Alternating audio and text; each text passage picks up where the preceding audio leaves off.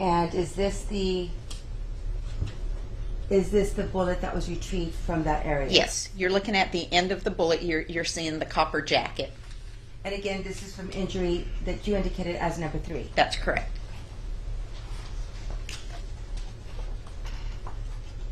Now, I'd like to refer back to your report on the 4th finding, which was a gunshot wound of the right wrist. Is that correct? Yes. Okay.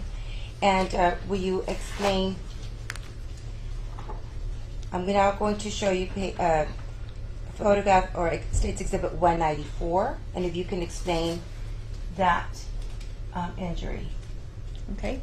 So that's also a gunshot entrance wound. It's on the right volar wrist, and what we mean by the volar wrist, it's this side as opposed to dorsal. It's volar. Okay, so it's right there. It was also it was a slightly irregular defect, and there was an area of gunpowder stippling present on the skin. You can see the little red dots. Okay, those unburned grains of gunpowder. That's gunpowder stippling. The bullet perforated skin, subcutaneous tissue, muscle, and actually the bone, one of the bones of the wrist, the radius, and that's the bone on the lateral, so that's going to be the bone that lines up with on the thumb side. And which is the entry wound? So the entry wound is on this surface, on the volar. This one? That's correct. Okay. And this would be the exit? That's correct. And what type, when do you typically see this type of injury on this part of the wrist, on the inside of the wrist? So this is consistent with a defense type wound, with her trying to hold her arm up like this or maybe across her face. We consider that a defensive type wound.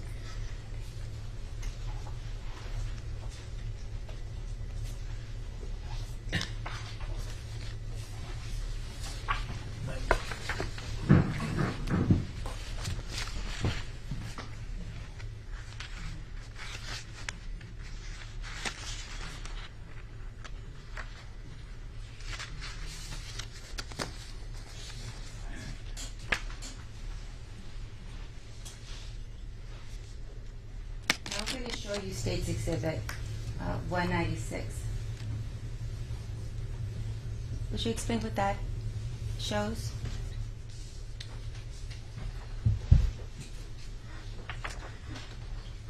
So this is associated with the gunshot wound of the wrist.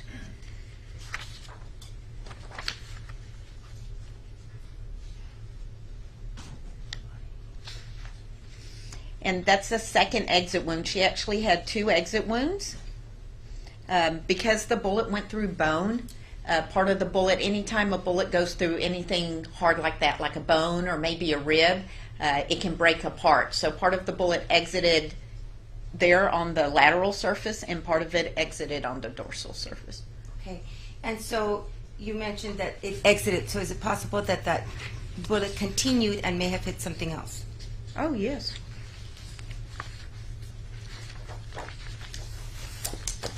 And the last photo is State's Exhibit 197. What is this a photograph of? So that is some writing on her skin, and it was located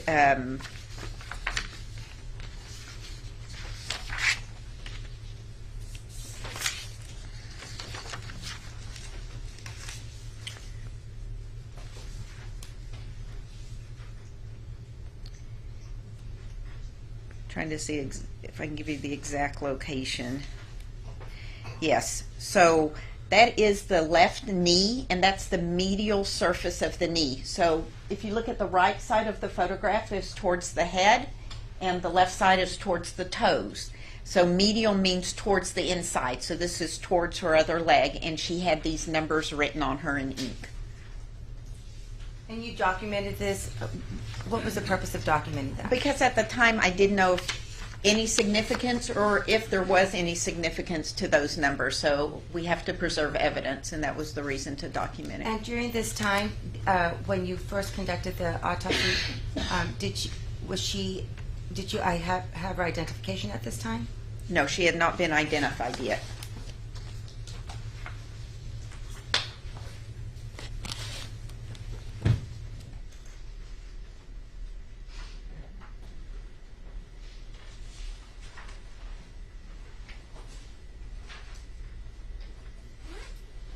Now, in your report, were you able to determine her cause of death? Yes. And what was that? Multiple gunshot wounds. And I also noted that in your report you did not, you specified that there was no medical intervention. What is the purpose of that? That means she didn't live long enough for paramedics or EMTs to come and try to save her life. Or she wasn't found in time. There was no life-saving measures taken. And as part of your autopsy, do you conduct or do you have a toxicology performed? Yes, I do. Did you do so in this case? I did. Is it also included in your report? Yes, ma'am.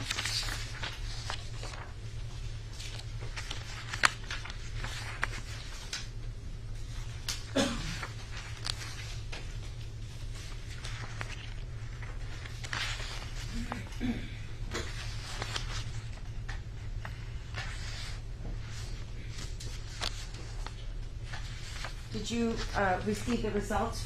Where did you send the? Where do you get the sample that will be sent for toxicology report? We draw it directly from her at the time of the autopsy. Okay. And do you know what the results were? Yes. What were they? So she did have both cocaine and prescription medication, and that prescription medication was alprazolam. You'll probably know it better as Xanax. And you mentioned that you do have the 3 deformed bullets, and you placed them in an envelope? That's correct. We place them in a paper envelope and seal them. Dr.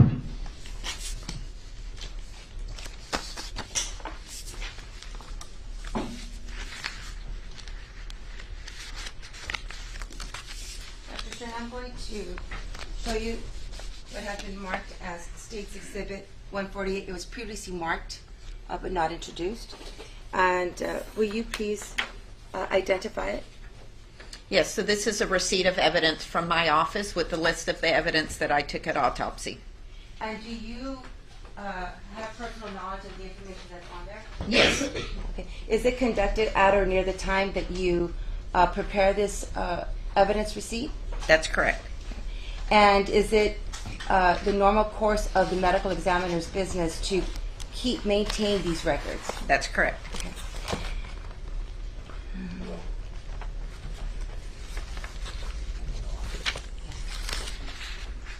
May I have that? You're going to have Tangerine State's Exhibit 148 to the attached for inspection and offering into evidence.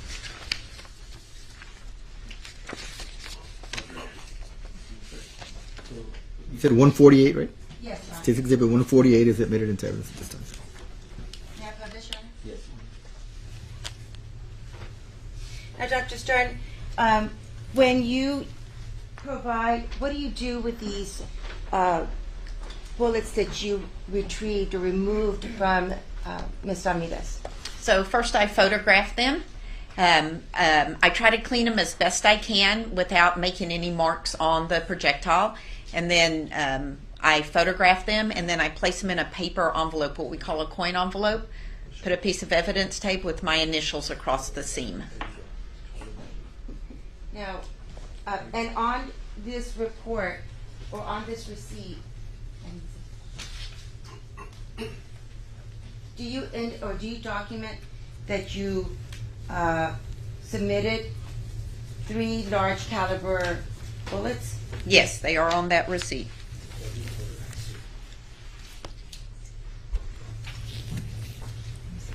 Do you have scissors?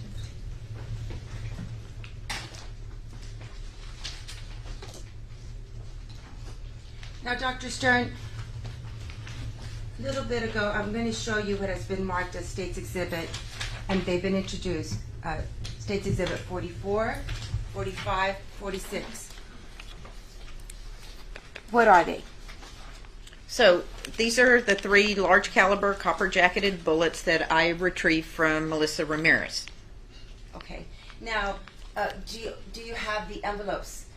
Do you see the envelopes that you're familiar with? No, these are envelopes that the ballistics placed them into. Now, I'm going to show you what...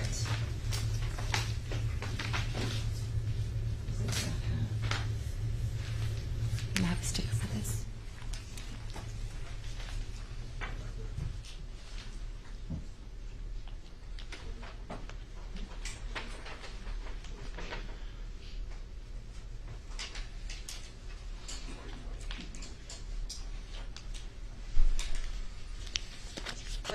What I have marked as states 44A.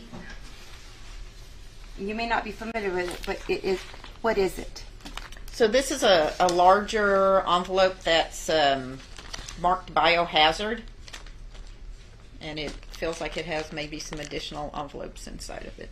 Now, if you could, for the record, would you open that and see if your envelopes are contained in that document, in that envelope?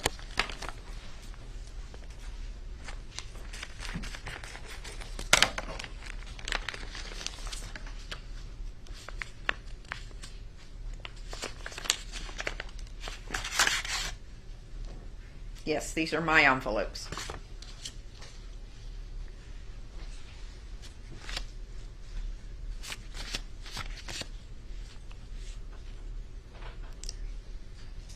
Are you able to determine that those 3 bullets that were taken from Ms. Ramirez were submitted in those 3 envelopes? Yes, and they have stickers that match up exactly, so I know from which envelope each one was taken. And so therefore you're able to determine the bullet where it was retrieved from Ms. Ramirez? That's correct. If you would be so kind to just insert them in their corresponding envelopes. Okay.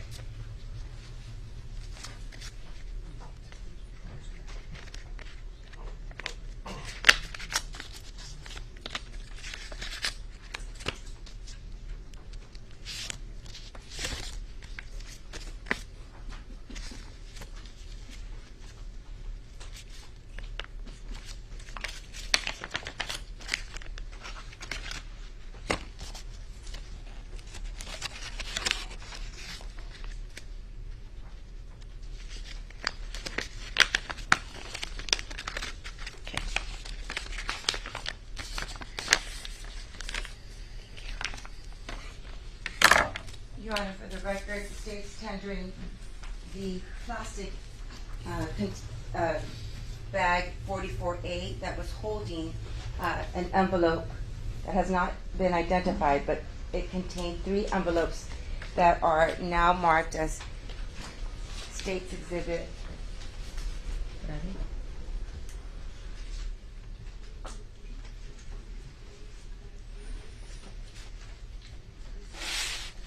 44B.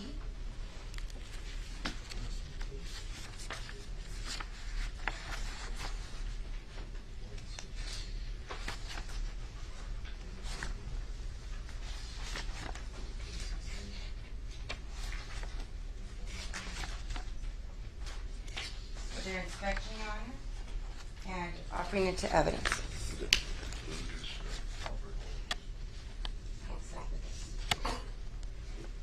Judge, if I could just briefly ask a question of the witness. Doctor, if you testify that you recognize these projectiles that you recovered during the autopsy? Yes. Okay, I have no objection, Yes. Judge.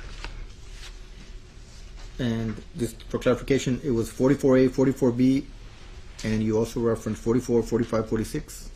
45, yes, Your Honor. So the plastic container, the plastic bag that was in was 44A, and then 44B, 45A, and 46A.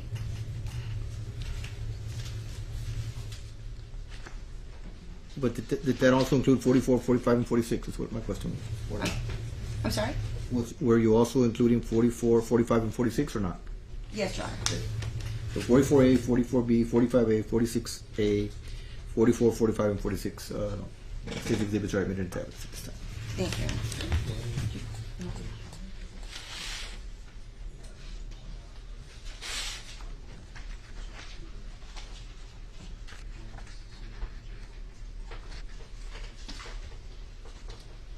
Now this is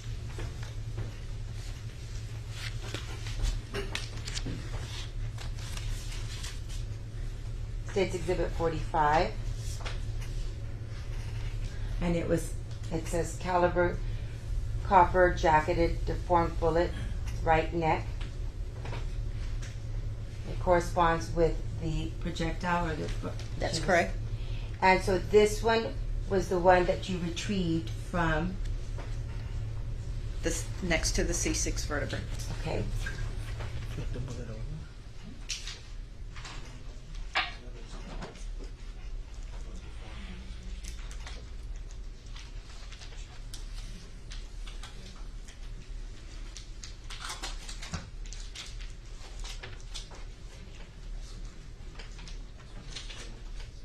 Can you explain when you say deformed, what are these deformities? What are these? Okay, so the bullet has deformed. It doesn't look like the bullet you take out of the package and load into the gun. It's not pristine anymore. If you'll see, it has, if you will, those talons that fold backwards on them. The bullet has deformed. Okay. Now I'm going to show you State's Exhibit 46A and 44, State's Exhibit 44. Turn it around. And this states, the envelope states, large caliber copper jacketed, deformed bullet, left upper neck. Yes, that's the one that was underneath the left ear. And this was the bullet that was retrieved or Yes. recovered from. That's correct. Okay. And again, it's deformed. And this one is probably, you can see the deformity a little bit clearer because there's nothing on the packaging. And Okay. Same thing applies? Yes, same thing applies.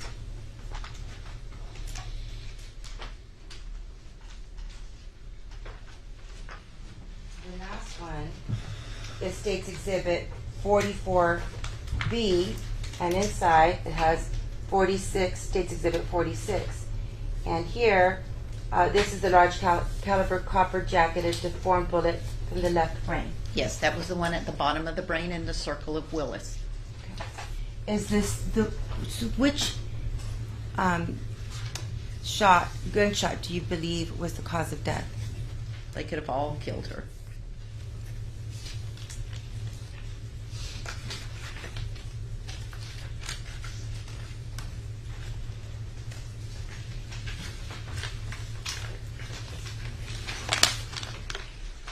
Now I'm going to.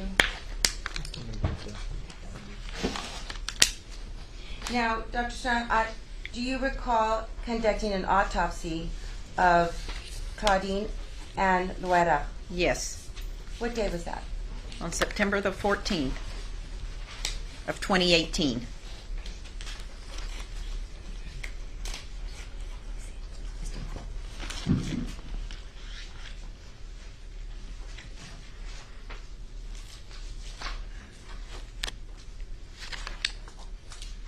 Did you prepare a report for this autopsy? Yes. I'm going to show you what has been marked as State's Exhibit 198 and ask you if you recognize it.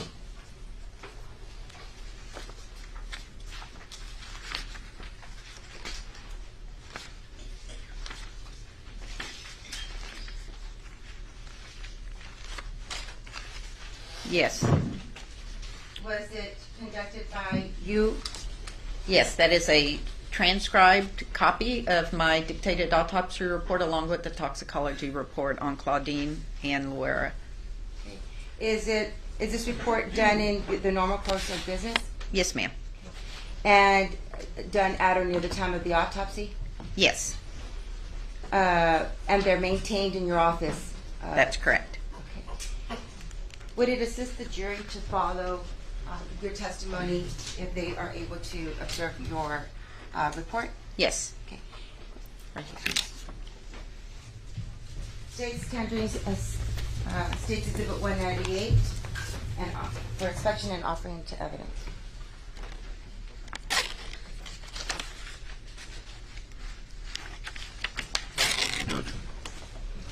This exhibit 198 will be admitted into evidence at this time.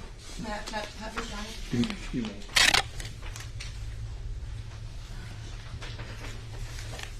And you're able to identify this report as Ms. Rueda's because it's got her name up on, you identify it by name?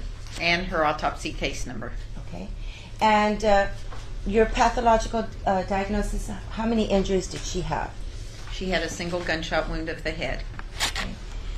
I will be publishing, I'm going to show you, did you take photographs of this autopsy as well? Yes, ma'am. Okay, I'm going to show you what has been marked as State's Exhibit 199 through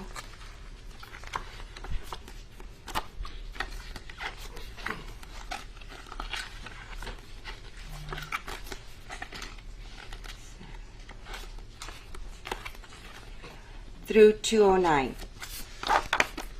and ask you if you recognize them.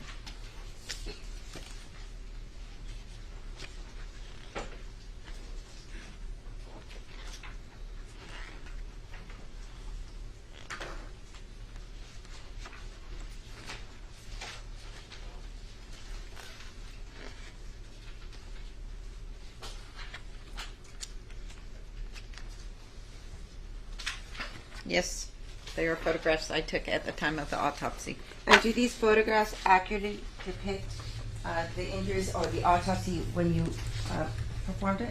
Yes, ma'am.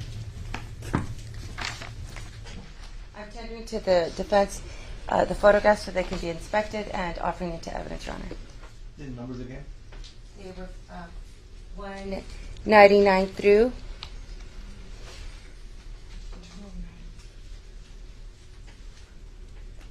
209.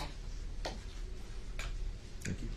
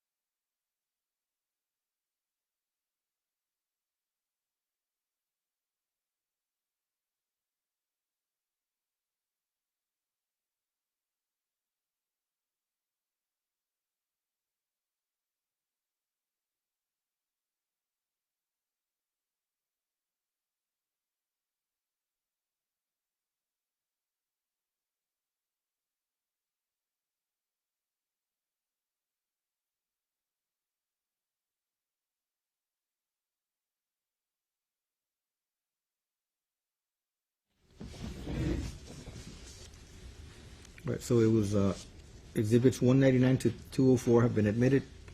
Exhibit 209 has been admitted. 205, 206, 207 are admitted, sustaining the objection to 208.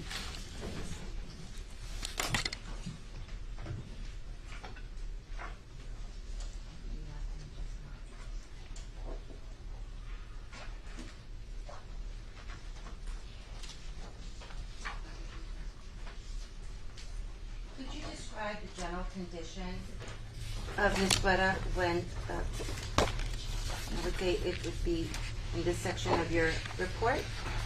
Okay, so she was developed. She appeared well nourished. She was 5 foot 3.5 inches in length, and she appeared consistent with her reported age to us of 42 years.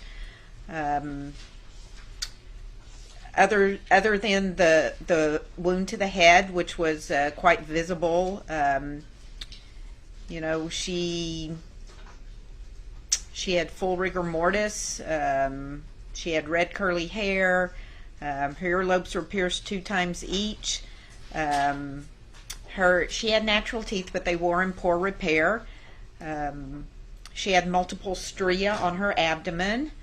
I didn't notice any surgical scars externally. Sometimes it's difficult when there is a lot of stria, or like stretch marks, like when you get when you're pregnant. She had some scars on her knees and shins, which is very common, you know, with falling even, you know, from childhood on. Her fingernails were intact. She did have several tattoos. And she did have evidence of therapy. There had been some life-saving measures taken. Now, have there been any medical intervention on Ms. Guetta?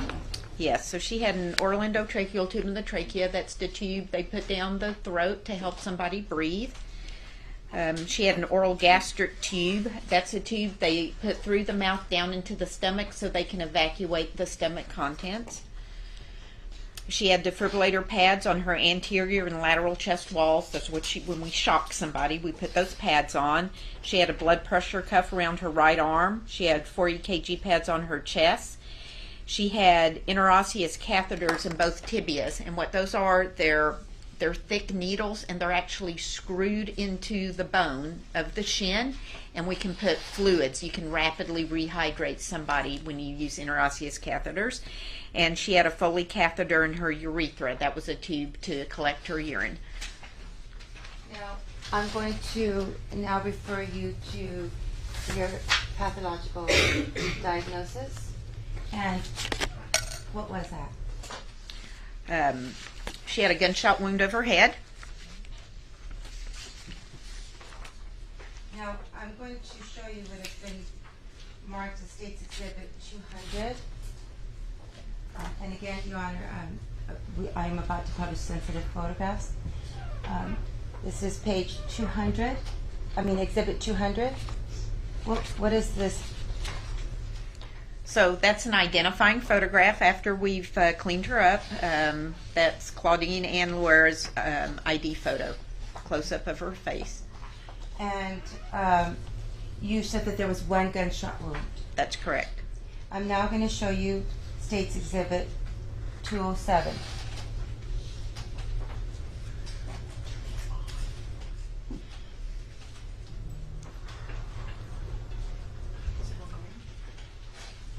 Can you hear me now? Yes. Sorry. Can you please explain to the jury the injury from this one gunshot wound? So this is the back of the skull, in the middle of the back of the head, what we call the occipital area. I have shaved her hair. It was not like that. I shaved it. And you're seeing a very irregular looking gunshot entrance wound. Okay. And why is that? This is a tangential shot. It's a very uncommon wound that we see.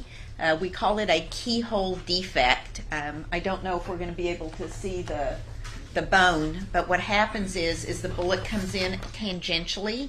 Think of like at a sharp acute angle, and it takes the outer table of the skull off. Like it peels the bone away on the outside without going all the way through. So when the bullet struck her skull, she got this keyhole defect, and as it took off the outer table of the skull on the first part of the wound, the copper jacket separated from the rest of the bullet, and it fell off, and the lead core of the bullet went inside into her cranial vault. Now I'm going to show you State's Exhibit 202. What is that a photograph of? So now we're looking with her full head of hair before I shaved that spot, and you can see that copper jacket. It had separated and it got tangled up in her hair, and we removed that. And I'm going to show you State's Exhibit 203. Is this once you removed that copper jacket? That's the copper jacket we removed from her hair. Now, you mentioned that you removed the projectile from her brain. Right? That's correct. I'm going to show you what has been marked as State's Exhibit 209. Is this that deformed lead bullet from her brain?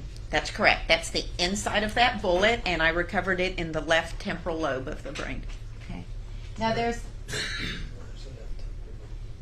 Could you describe to the jury where that the left temporal brain is? Where? Okay, so the temporal lobes, if you turn the brain over, they're on, and you look at the middle of the brain, we talked about the circle of Willis, so on either side of that, there are two, you can think of kind of like horns, and those are your temporal lobes. It's where our memory centers are.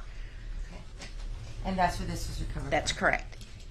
Now, there's a section, State's Exhibit 201.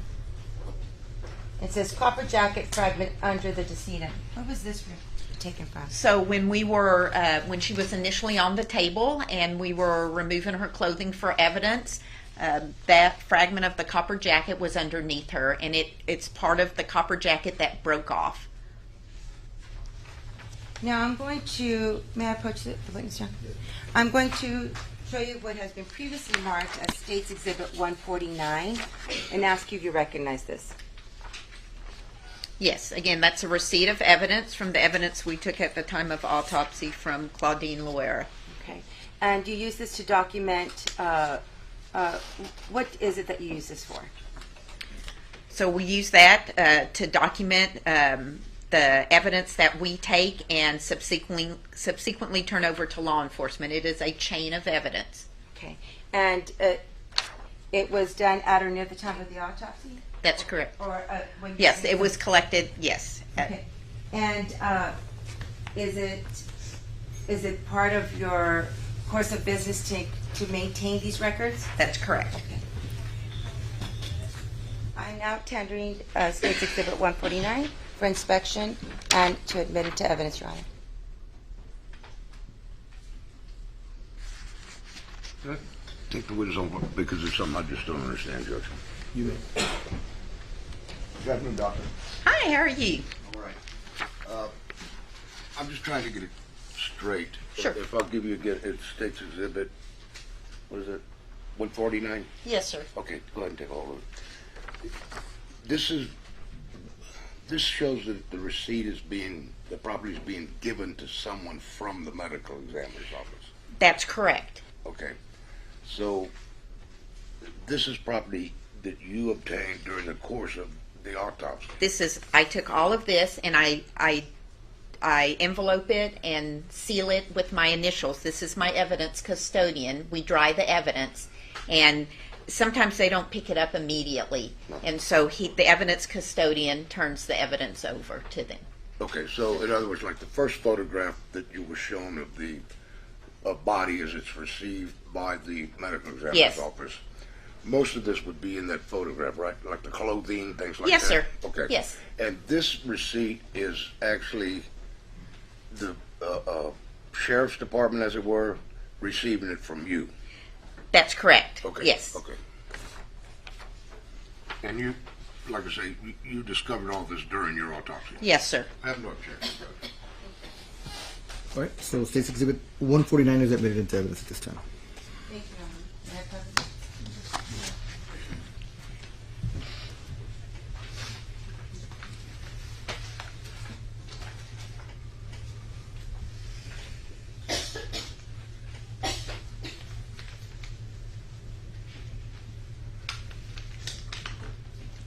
May I approach the witness, Your Honor?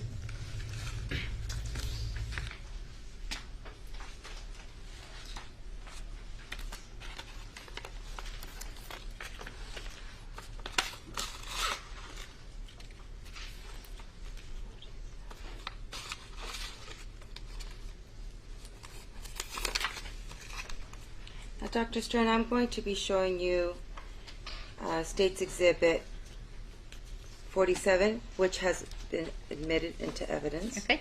State's Exhibit 49 Okay. and State's Exhibit 48. Yes. Now, are these the, let me refer to your receipt of evidence. 48, I'm not sure if 48 you did. No, Your Honor, I'm going to lay the predicate for that. Are these, your document, and you've testified that you removed the copper jacket fragment off of your... Yes, ma'am. Okay. Mhm. And you also removed the deformed lead bullet and a copper jacket from her hair. That's correct. Okay. Could you identify which exhibit is the one that was removed from her hair? The State's Exhibit. It's going to be State's Exhibit 49.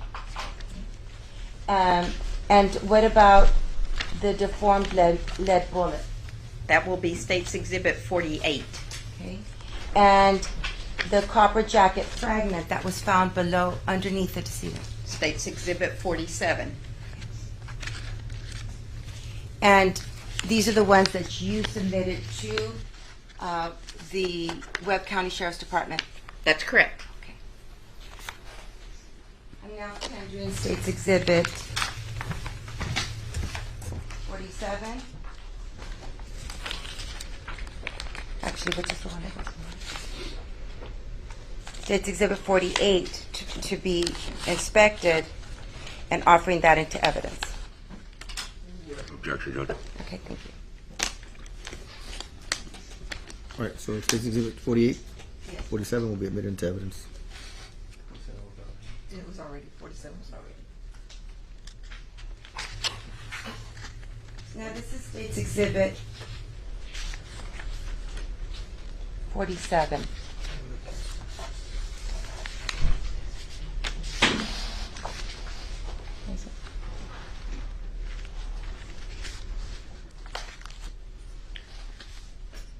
What was this fragment found again? The fragment was found underneath her. Okay.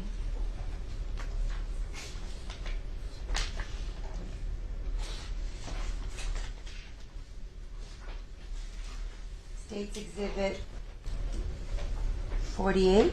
This was, Recovered from the left temporal lobe of the brain. and this is what part of the bullet? This is the lead core inside.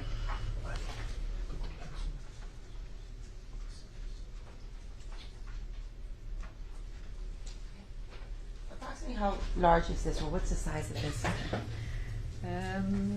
I'd say maybe 3/8 of an inch. And lastly, State's Exhibit 49. So this is the copper jacket I recovered from her hair.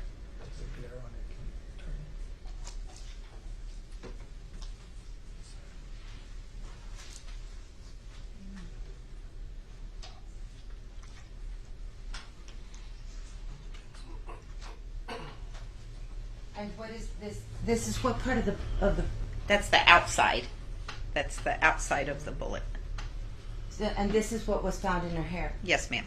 And because of the way it entered or it hit her head, it separated. That's correct.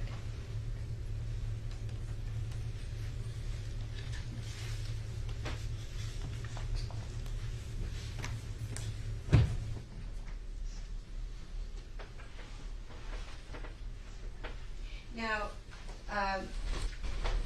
Did she have any other injuries other than this one that you identified? No. As part of your autopsy, do you also conduct the toxicology? Yes. Okay. And did you send those to...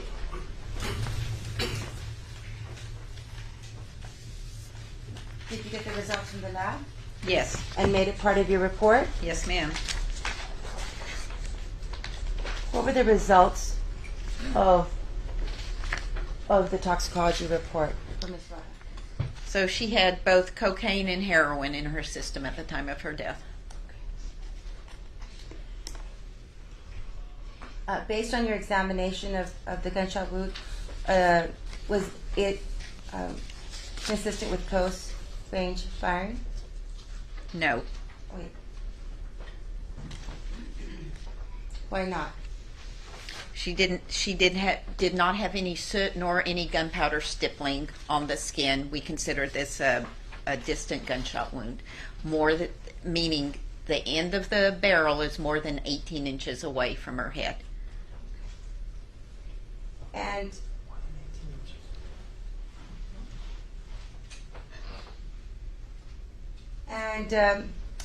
were you able to determine the cause of death for Ms. Rada? Yes. What was that? She died from a gunshot wound of her head.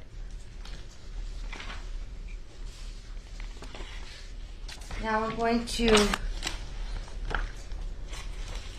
Do you recall on September the 15th conducting an autopsy on Griselda Hernandez, also known as Griselda Cantu?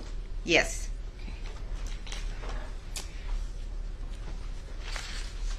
Now, at the time that you received the body, had you already identified Griselda? No. How is it that you identified her? She was identified through fingerprints in the database. And did you prepare a report documenting the autopsy? Yes, ma'am. I'm going to show you what has been marked as Exhibit 210 and ask you if you recognize it.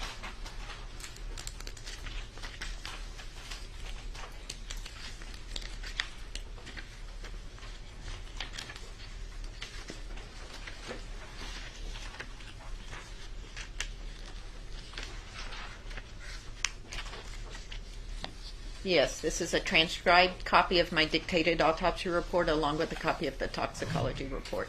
And this was done at or near the time of the autopsy? That's correct. Prepared by you? Yes, ma'am. And it is a document that you maintain as part of the medical examiner's office? Yes. I'm now offering or tendering State's Exhibit 210 and asking to admit it to evidence. No objection. Right, State's Exhibit 210 will be admitted into evidence at this time. Yes, sir.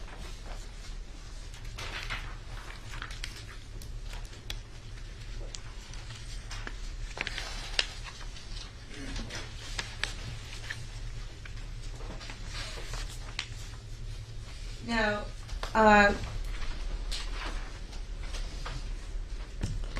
can you describe the general condition of the body when you began the autopsy? Yes, so also she was a well-developed, appeared well-nourished Hispanic female, and she appeared older than her reported age of 34 years. Again, she had brown eyes, she had black straight hair, only her left earlobe was pierced one time, because on her right earlobe it was torn multiple times, like, you know, when you tear an earring through a pierce, maybe it got pulled at one time. She had natural teeth, they were in good repair. She had multiple skin popping sites on her abdomen. Those are sites where you take a needle right underneath the skin to inject a substance. She did have a couple of surgical scars. She had one in the midline below her umbilicus, it's the belly button, and she also had a 12-inch very irregular scar. It was horizontal but irregular in her pelvic area. Her lower legs, she had numerous stage 4 ulcerations like decubitus ulcers, like what we see in bedbound people. Typically, we'll see them on the buttocks and overlying the coccyx. She had them all on her lower anterior legs, on her shins. They were stage 4 down to the bone. In addition, she did have 2 gunshot wounds, both of her neck, and she had many injuries of her head consistent with blunt force. So I'm going to ask you if I'm handing you State's Exhibit, there's some photographs, State's Exhibit 211, 212, 213, 14, 15, 216, 217, 218, 219, 220, and 221. Do you recognize these?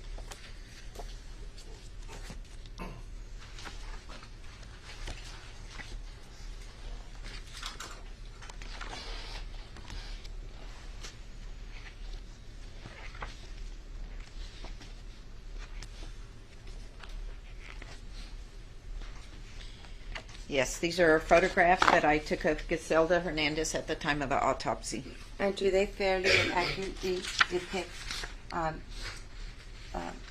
the injuries and Miss Giselda as it existed that day? Yes. I'm now tendering Exhibit 211 to 221 for inspection and offering to evidence.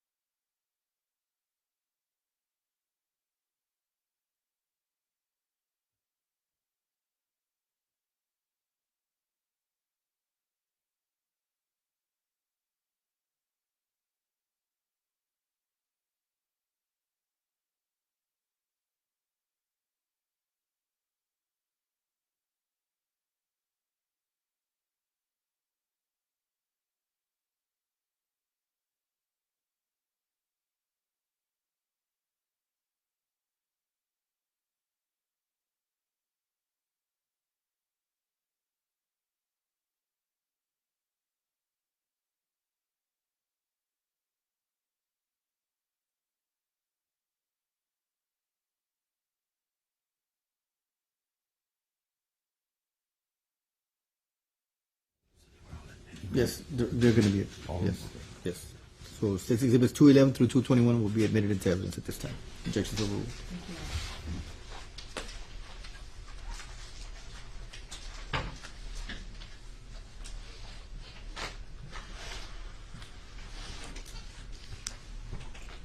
Now, you mentioned that you had how many injuries or how many pathological diagnoses did you find for Miss Griselda Hernandez?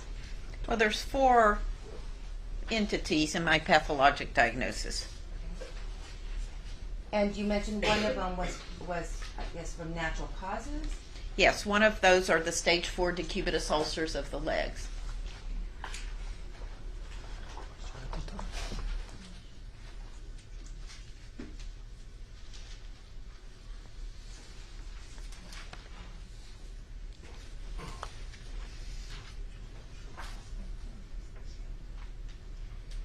I'm going to show you as what has been marked as State's Exhibit 213.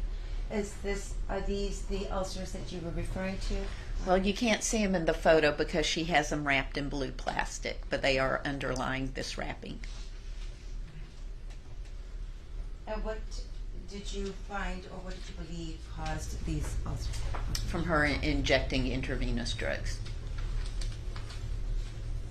Now I'm going to go now to injury as you identified as injury 1, blunt force injuries of the head. Okay.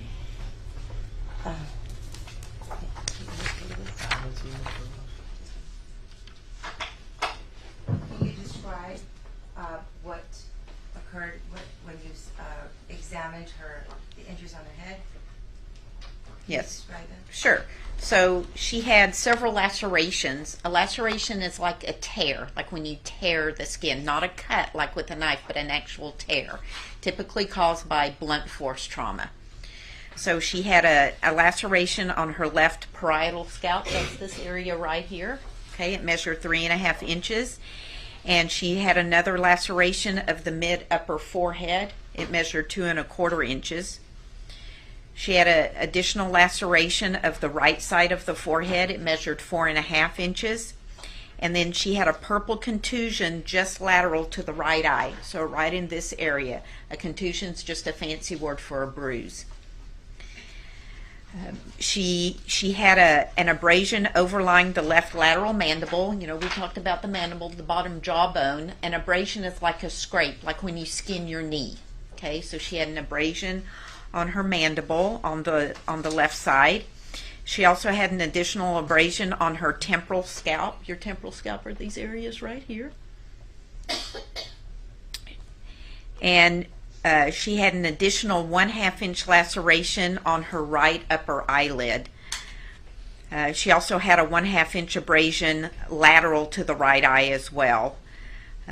She had an abrasion of the right lateral face, still on the face, but kind of underneath the right earlobe, kind of in this area right here.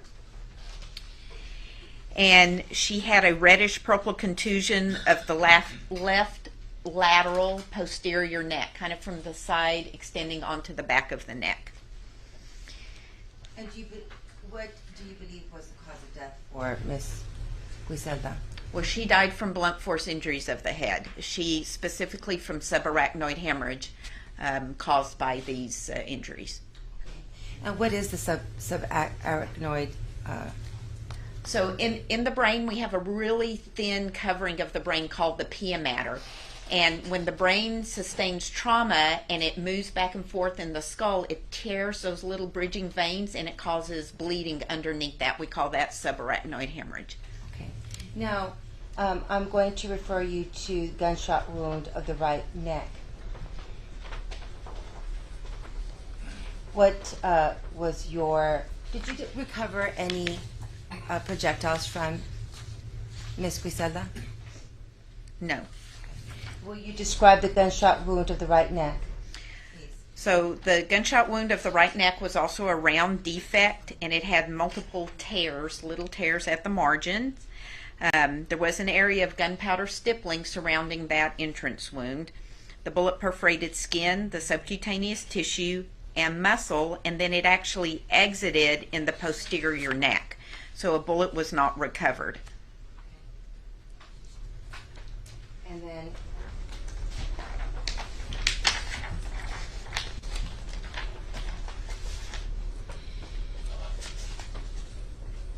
gunshot wound of the left neck. So she had an additional gunshot entrance wound of the left lower neck. It was an irregular defect. It measured a 1/2 inch, but it was irregular. There was no soot or gunpowder stippling surrounding the skin on this entrance wound.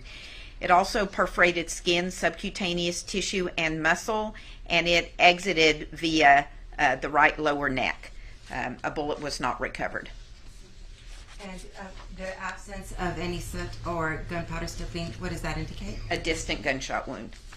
Now, Your Honor, I'm going to be publishing some sensitive photographs, if we can advise the family and the media.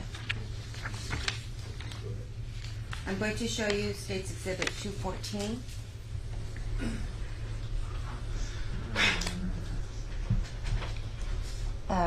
Is this the blunt force trauma that you were referring to as injury 1? That's correct. Okay. And this is to what side of Miss Griselda? That's her right side of her face. And when you said it was a laceration, is this what you mean by it's not a cut, it's a tear. You see the irregular margins up there on her forehead, and then of her right lateral eyelid, you can see the lacerations there. And what would cause something like this? What kind of object? So blunt force trauma, she could be struck with something or struck against something. Now I'm going to show you State's Exhibit 217.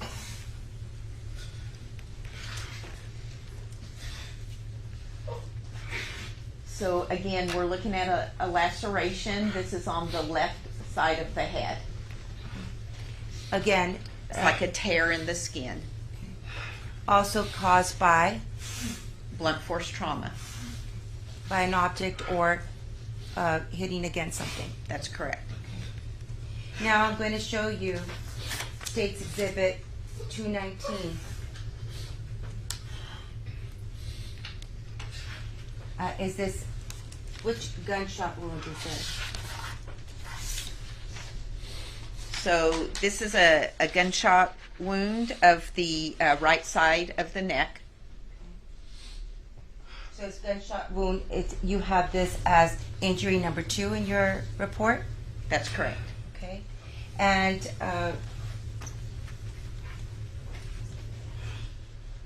which would be the entry? This is, you did not recover a bullet from. That's correct. It exited.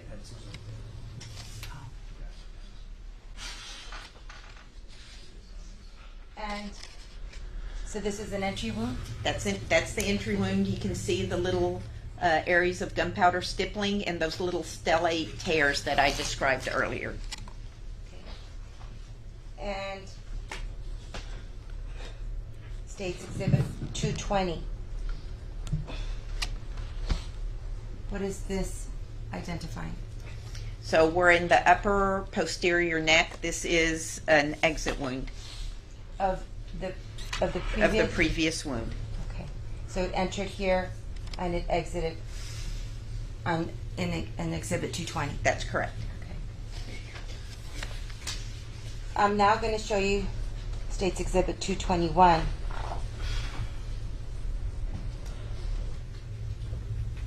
That's the irregular entrance wound of the left lateral neck. And you have this as injury number 3. That's correct.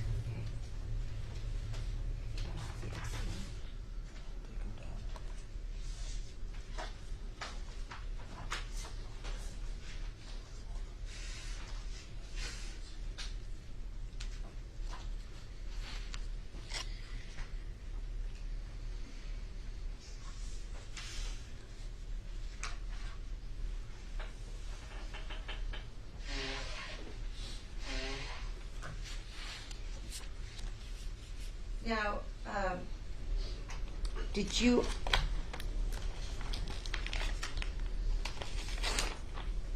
may I approach you, Dr. Stern? Yes. I'm showing you what has been marked as State's Exhibit 146 and ask if you recognize that. Yes, it's a receipt of evidence form of the evidence that was taken at the time of her autopsy. Okay. And there was no recovery of any bullets, so there were no bullets that were identified. That's in correct. Here. But what is identified in here that you provided to the... Her top, a pair of jeans, one pair of shoes, her bra, a pair of socks, her right and left handbags. She came in with her hands bagged to preserve evidence. A set of fingerprints, combed and pulled head hairs, combed and pulled pubic hairs, her right and left fingernail clippings, an FTA card. That's a DNA blood standard card where we drip her known blood onto a filter paper so they can use it as her known DNA. Vaginal and oral swabs from the rape kit, and the sheet we wrapped her with at the scene. And these are done, and again, this document is done at or near the time of the autopsy? That's correct. Prepared by you? Prepared for your office? Yes, that's correct. And it's regularly maintained at the medical examiner's That's office. correct. State offers State's Exhibit 146 and is tendering to the defense for inspection. Can I have a pause right here, Judge? Yes, ma'am. I somehow disconnected. I need to reconnect myself. Go ahead. Okay.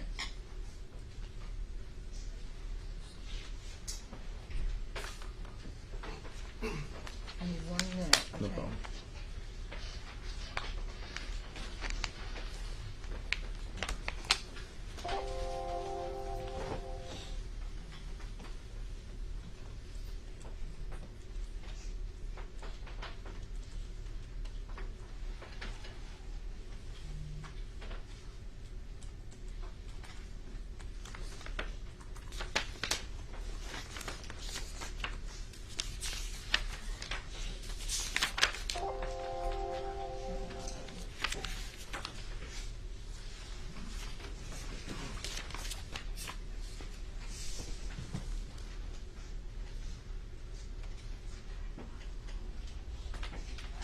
Okay.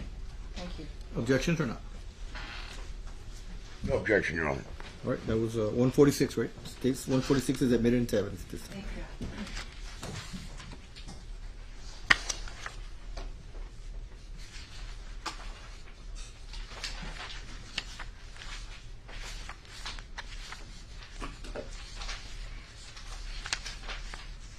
Dr. Stern, do you recall conducting an autopsy on September the 17th, 2018 on Humberto Ortiz identifying as Janelle Ortiz? That's correct. Yes.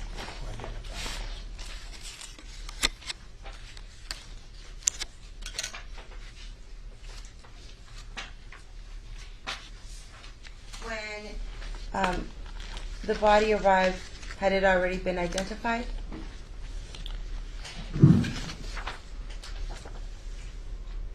Yes, he had already been identified when he came to me. Now, did you, may I approach, Your Honor? Yes.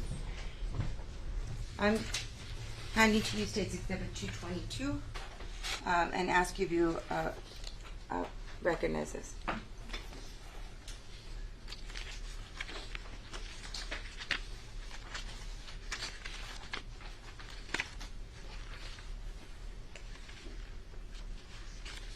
Yes, this is a transcribed copy of my dictated autopsy report on Humberto Germán Ortiz. And it was conducted at or near the time of the autopsy? That's correct. Prepared by you? Yes. And it is maintained as a regular course of the medical examiners? Yes, ma'am. Your Honor, I now tender State's Exhibit 222 for inspection and ask that it be admitted.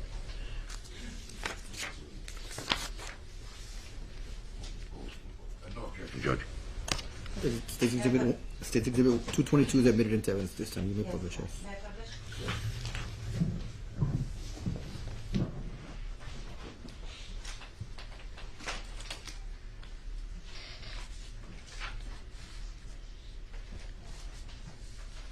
Now,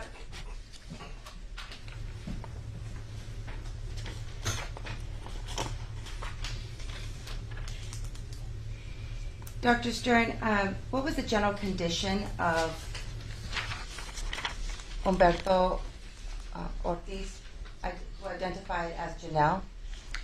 Okay, so he was well developed, appeared well nourished, thin, fully clad. He had on a gray jacket, a t-shirt, a tank top, some shorts, a belt, bra, panties, and some black tennis shoes. He was in full rigor mortis. He had brownish red straight hair.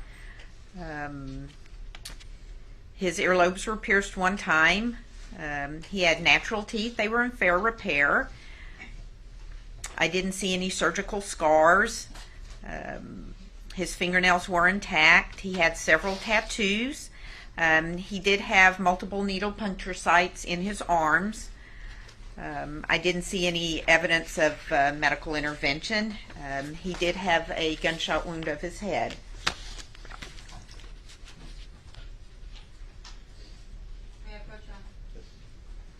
I'm going to be showing you what it has photographs which have been marked as State's Exhibit 223, 224, 225, 226, and 227. And ask you to recognize them.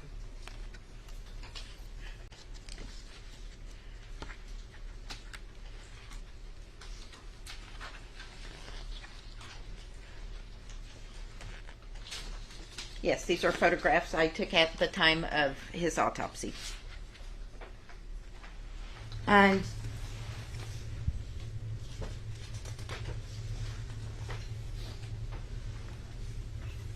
do they accurately and fairly depict her, Janelle, as you found her that day of the autopsy? And Yes. I'm now tendering State's Exhibit 223 to 227 for inspection and offering it to evidence room.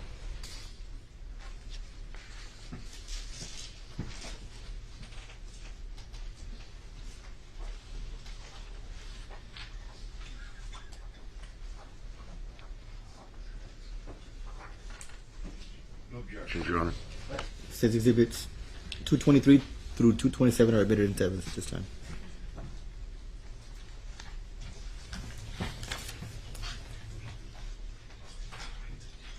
Now, Dr. Stern, although the name on the autopsy is Humberto Germán Ortiz, for purposes of the trial, we're going to be referring to her as Janelle Ortiz. Fine, absolutely. Again, Your Honor, I'm going to be showing some sensitive photos for the media, for the family to be forewarned. This is State's Exhibit 223. Okay, so that is an as-is photograph as she came to our table.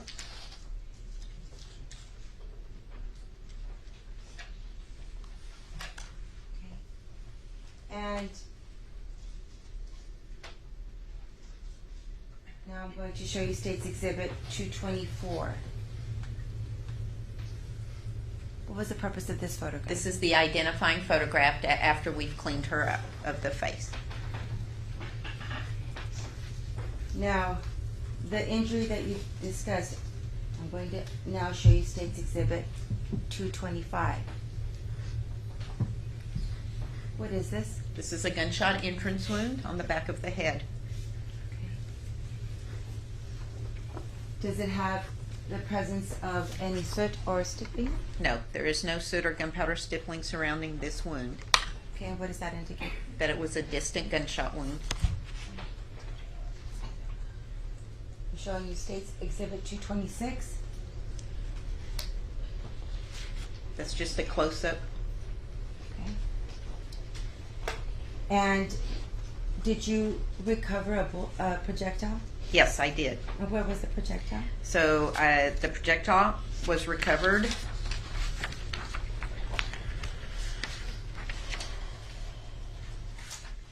in the left sphenoid sinus. So that's in the basilar skull. Think of the basilar skull as the bones of the front of the face, but I'm looking behind it, and the sphenoid sinuses are on either side of the middle portion. So what was the direction of the bullet? So the bullet perforated his skin, the subcutaneous tissue, his muscle. It went through the right occipital bone, that's the bone in the back of the head, through the right occipital lobe of the brain, and then it went into the basilar skull just left of the superior foramen magnum. The foramen magnum is the big hole we have in our skull, and our spinal cord goes up through that.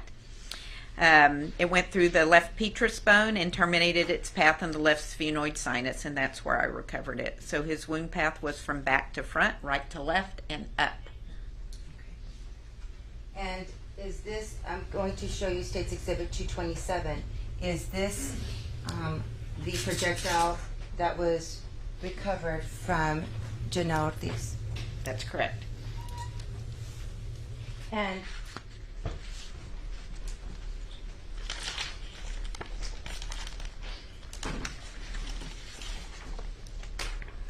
may I approach you on? Yes. I'm going to be showing you State's Exhibit 147. It was previously identified as 147, and it's a receipt of evidence from the medical examiners. Do you recognize that? Yes. Is it done at a time the autopsy is conducted?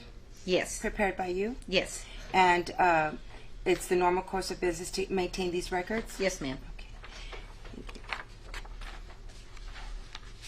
I'm now tendering to the defense State's Exhibit 147 and offering into evidence.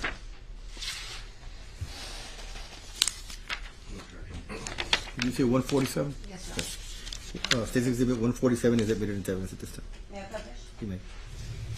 Now, Dr. Stern, do you document in State's Exhibit 147 the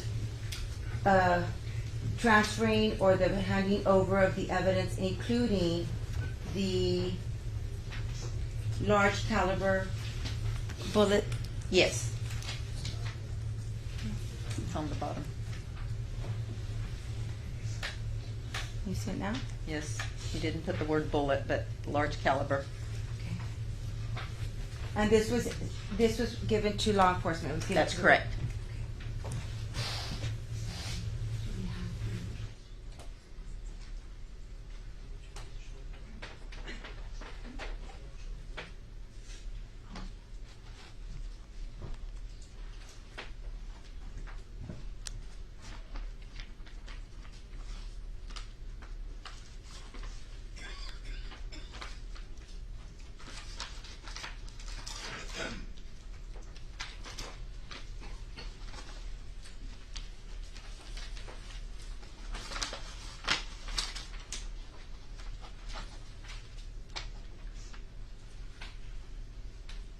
Dr. Stern, I'm going to show you what has State's Exhibit 57 run. 57. No. I'm going to show you State's Exhibit.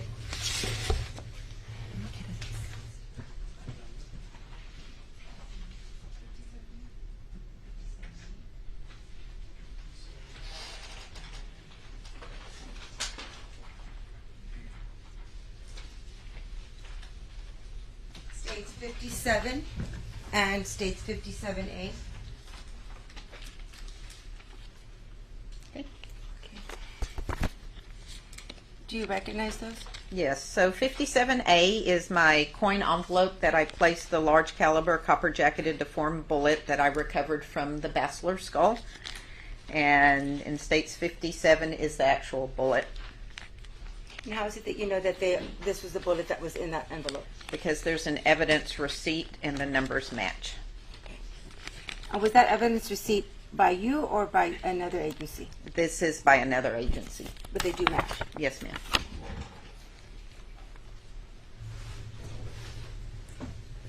I'm now tendering to the defense States Exhibit 57 and 57A for inspection and offering to evidence, Your Honor. If I could just ask a question briefly, Your Honor. You may. Again, Doctor, what's been marked for identification as State's Exhibit 57, you recognize this as the projectile you removed during the autopsy? Yes, sir. Okay. No objection, Your Honor. All right. States 57 and States 57A are admitted into evidence at this time. Thank you, Your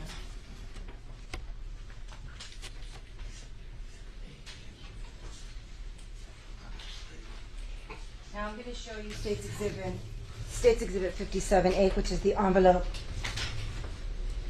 that identifies large caliber copper jacketed deformed bullet bachelor skull? Yes, ma'am. Okay. And State's Exhibit 57. Yes. Now, this is,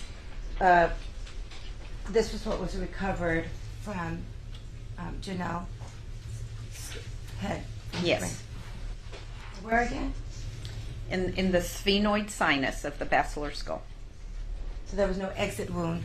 in That's his correct. head.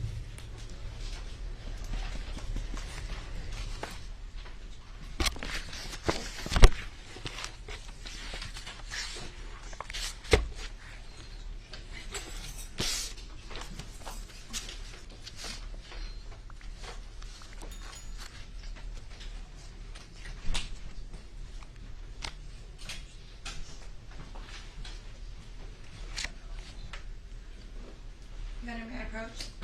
Yes, Dr. Stern, I'm going to show you what has been marked as State's Exhibit 228, 229, 230, and 231. What are they? So these are copies of death certificates. And were they signed by you? Yes, the medical portion is signed by me. Thank you.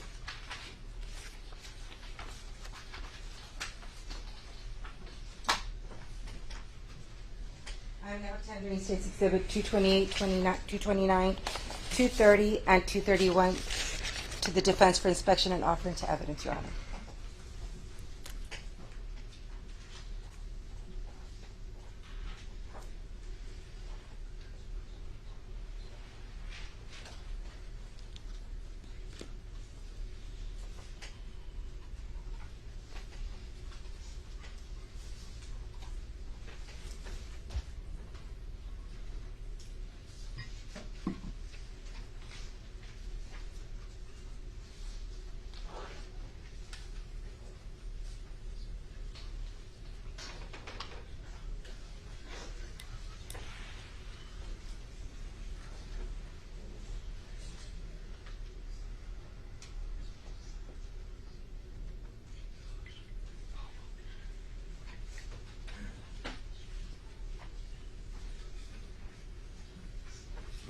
Judge, I'm sorry, let me get the So numbers. State's Exhibits 228, 229, 230, and 231 are admitted into evidence.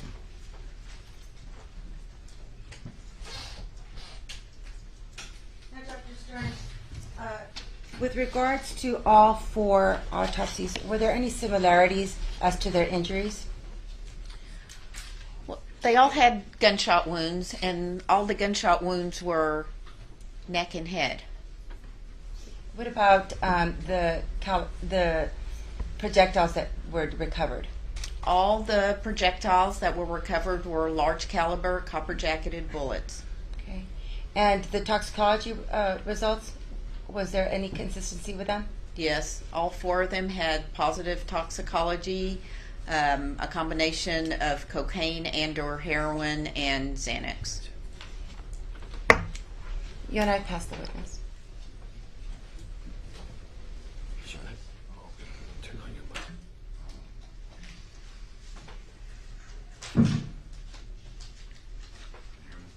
Yes. Good afternoon, Doctor. Hi. And we'll be fairly brief here. But Okay. I'm curious about when you had testified regarding the autopsy of,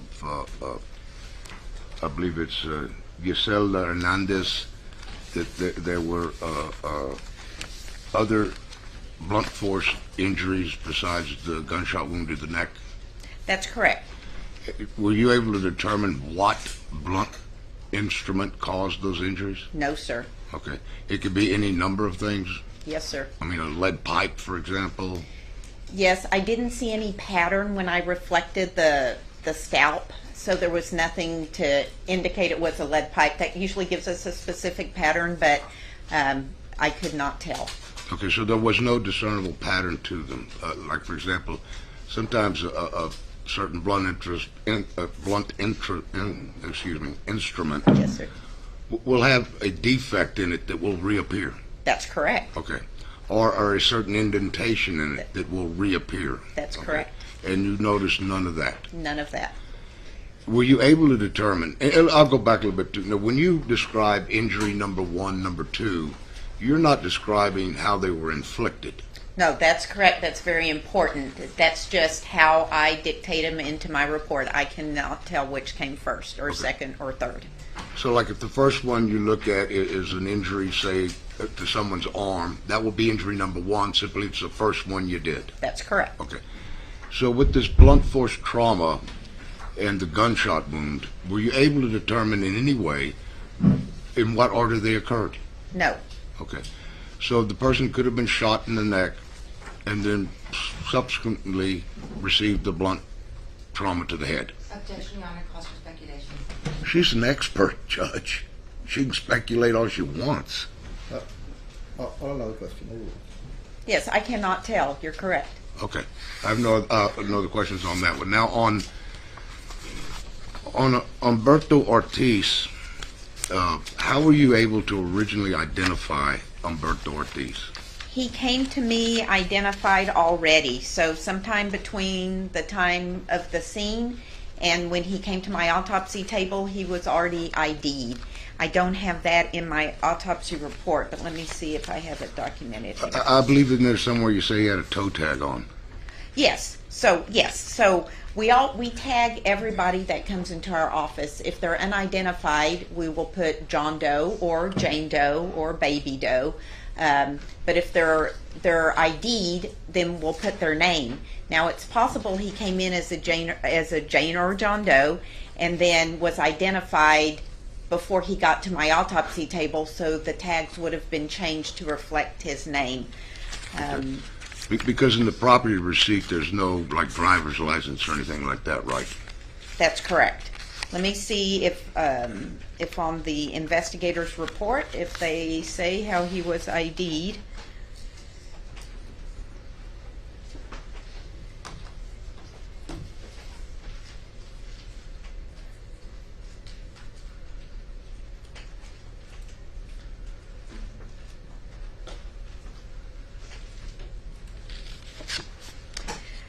It's not documented how he was ID'd. It's possible he was ID'd at the scene. Sometimes law enforcement will take fingerprints at the scene. We'll allow them once we take photographs of the hand. But all I can tell you is once he got to my autopsy table, he had been ID'd. Okay. Well, with Melissa Ramirez and Yusel Hernandez, you said they've been ID'd by fingerprint. Yes, Melissa Ramirez was ID'd via fingerprints. And Claudine Luera was identified through tattoos. Right, and then the other, the Ms. Hernandez, was done by fingerprint as well.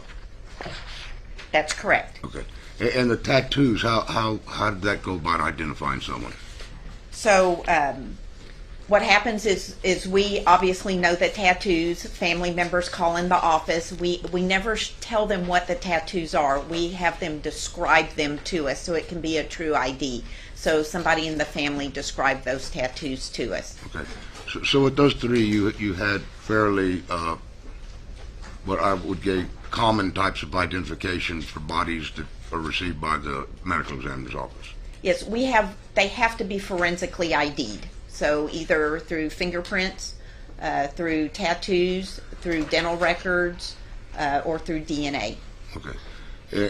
But as far as Humberto Ortiz, you don't know how that identification... I don't know how. I just can't recall off the top of my head how he was ID'd, whether it was through my office or through law enforcement before the start of the autopsy. All I can say is by the time I conducted his autopsy, he had been identified and he had the tags on with his name. Okay, and so you didn't do anything else as far as identification with that? No, we would have just turned over a set of fingerprints to law enforcement. Okay. If I could have just a moment, Judge.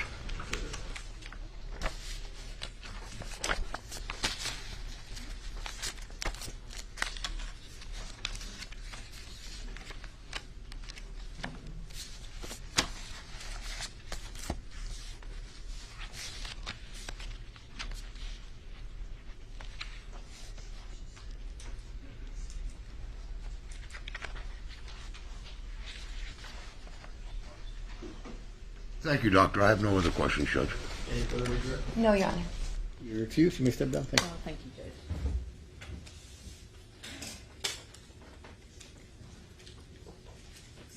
Dr. Street, return Laredo. Yes, she's excused. She may. We'll agree to excuse you. Yes, you're released immediately. We'll be calling Ranger EJ Salinas. I don't know if the court wants to take. What time is it? 3:20. I'll give the jury an afternoon break, about 15 minutes, and just remind you not to.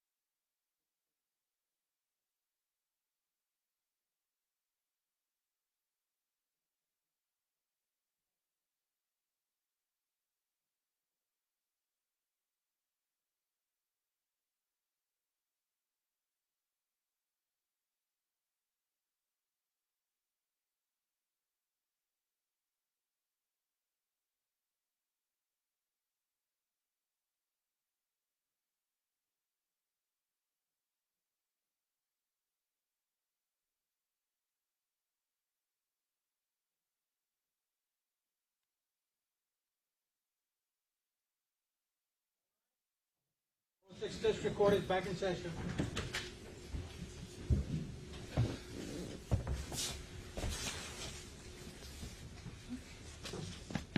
You're going to wait for Mr. Alanis, or are you sitting there? I'm still waiting for Mr. Alanis. I'm just setting this up.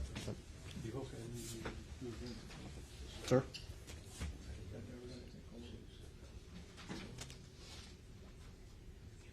Well, I don't want to start if he's planning on being there, because I don't want to be an issue. If he's planning on being there, we'll wait a minute.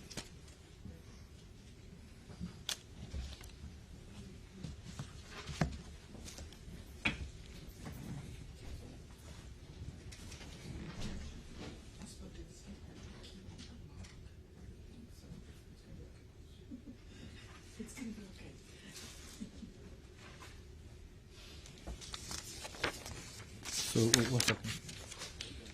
So I have 176.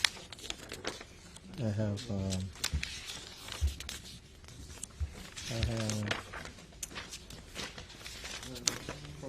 40, 40,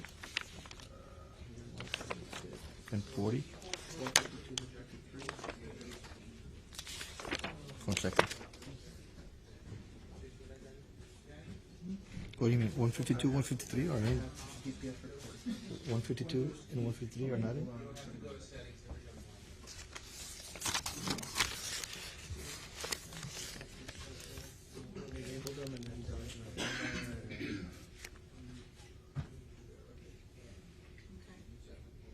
I had my van, but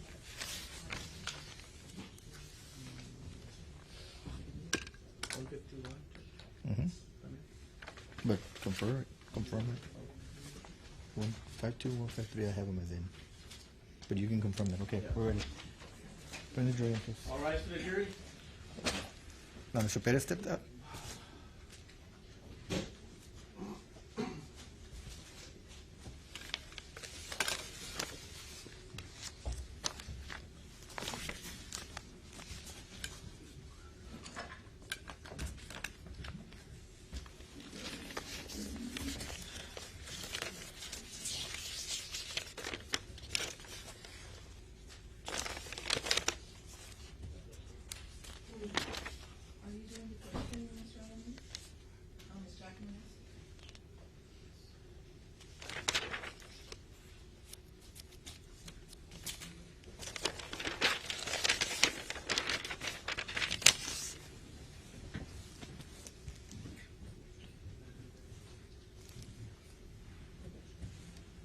You may be seated.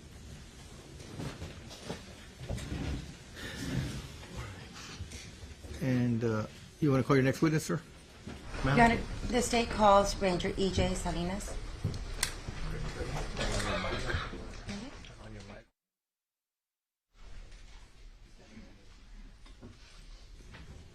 Good afternoon, sir. Can you raise your right hand so you can be sworn in? Do you solemnly swear the testimony you're going to give during this trial will be the truth, the whole truth, and nothing but the truth, so help you God? Thank you, sir. You may take the witness stand.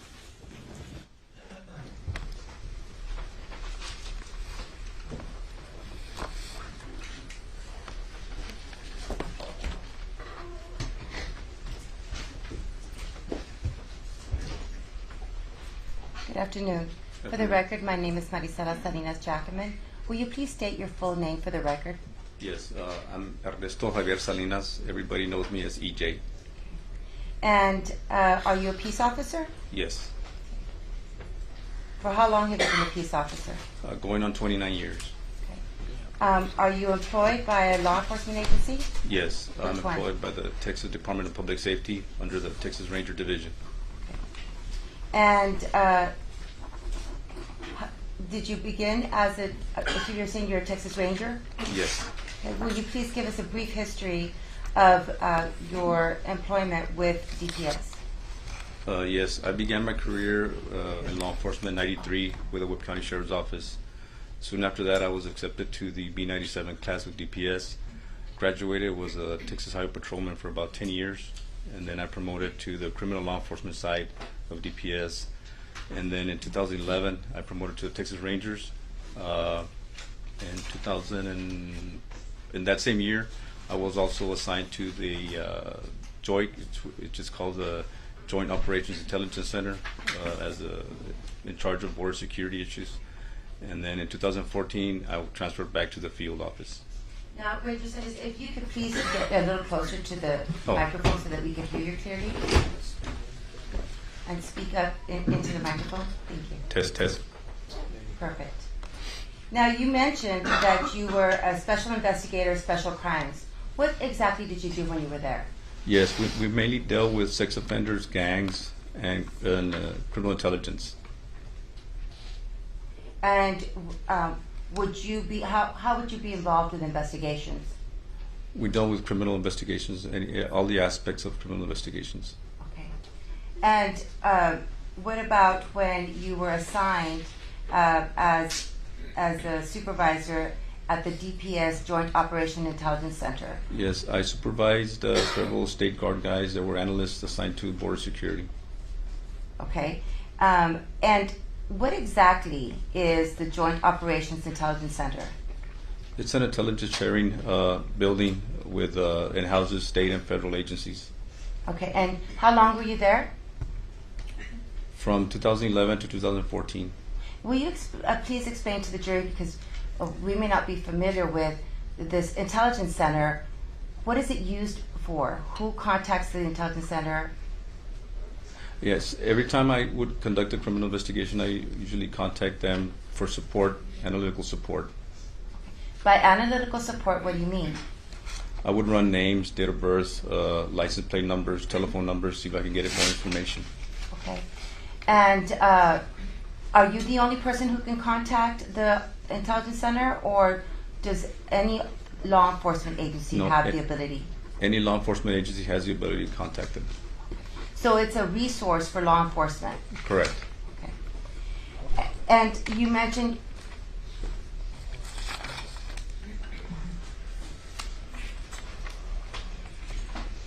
now you mentioned you were assigned to this Joint Operation Intelligence Center. You were already a Texas Ranger? Yes. What were the requirements for you to become a Texas Ranger as opposed to the Special Investigator in Special Crimes? To be a Texas Ranger, you have to have at least 8 years full-time of being a full-time law enforcement officer, at least 4 with DPS. Okay. And then you said thereafter, I guess, what year did you move or did you transfer from the Joint Operation Intelligence Center as a supervisor to Company D Texas Ranger? 2014. Okay. Now, even though you moved out of the Intelligence Center, did you still have access to it? Yes. Okay. And before you worked with the Texas Department of DPS, did you work as a law enforcement officer? Yes. Where? With the Webb County Sheriff's Office. Okay. For approximately how long? About 4 years, 4.5 years. Now, will you explain to the ladies and gentlemen of the jury the type of training that you have to have in every year or that you've had? Yes, we obtain 40 hours of TCO training annually. Additionally, the rangers send you to an additional training of officer involved shooting, crime scenes, amendment law, Texas penal code law, etc. Okay. And you said that the Texas Rangers had additional training in addition to the 40 hours? Yes. Okay. Now, as a Texas Ranger, how many investigations have you conducted? Numerous investigations. Can you give a ballpark number? Probably over 500. Now, what were your duties back in September of 2018? I was assigned to the Texas Ranger Division in charge of the major crimes.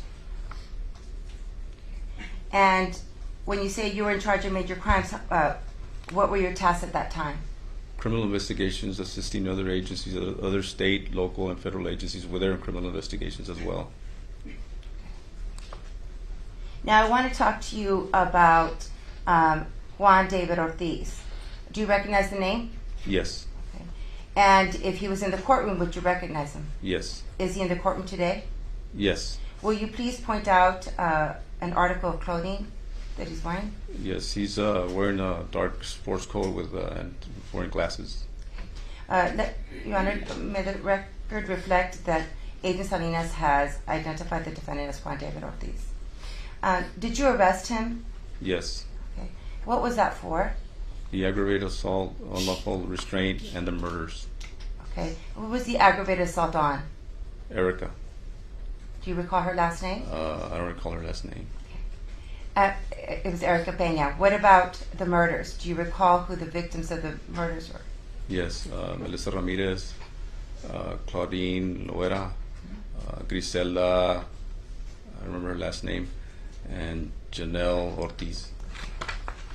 Now, before we begin to discuss the details of your investigation, you mentioned throughout your report on various occasions that you would conduct, and I'm going to quote your report, analytical research, and you would contact, and you mentioned two intelligence resources. You would say the Joint Operation Intelligence Center, and you would also refer to the Border Patrol Border Intelligence Center. Yes. And when you say analytical research, what exactly is it that you're doing when you call these intelligence centers? I'm trying to get information. Some of the information we were getting, we would just get a number, a nickname. We're trying to get license plate reader information, telephone information, and biometrics on the individuals to try to identify them. And did this investigation present any challenges for you, if any? Yes. What was it? The first crime scene, we had a John Doe. We didn't know who the victim was. She had no identification on her, and typically when we respond to a crime scene, we try to get surveillance videos from around the area. That wasn't the case there. It was in a rural area. I also requested to see if Border Patrol had any game cameras. They use them with border security to try and track smugglers in the brush. There was no drawbridge cameras around in that area. Okay, so now you have two intelligence centers that you can use as a resource. One is the Joint Operation Intelligence Center, and that primarily has databases of what? The state databases. Okay, and what about the Border Patrol Border Intelligence Center? What databases does that have access to? They have federal databases. Okay. Now, when you said, what did you call those cameras that are out in the rural areas? Drawbridge cameras. And those are placed by who? They're state-issued equipment, but monitored by Border Patrol and put out by Border Patrol. Okay. Did you inquire as to, because the first crime scene was in a rural area, did you inquire to see if there were any drawbridge cameras? Yes. What type of information, how are these two intelligence centers, where are they housed? They're housed in one building upstairs. Okay, but is it in one room? It's probably about as big as this room. So even though they are two individual intelligence centers, they're housed in one room or one big, is it on the same floor Yes. of a building? Yes. May I approach the witness, Your Honor?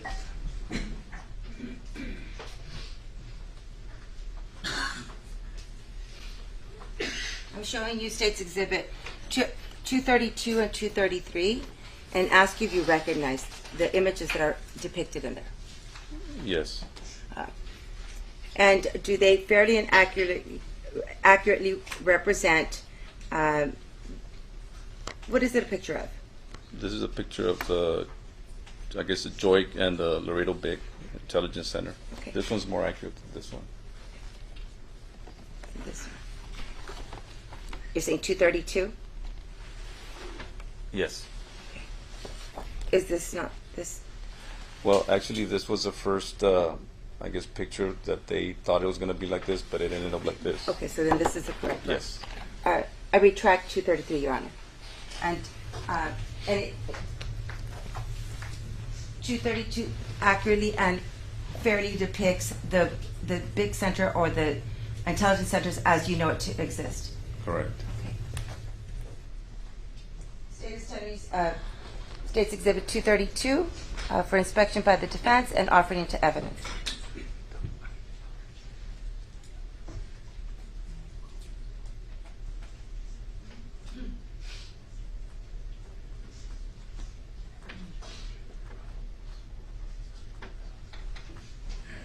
Just 232, Your Honor. All right, State's Exhibit 232 is admitted into evidence at this time.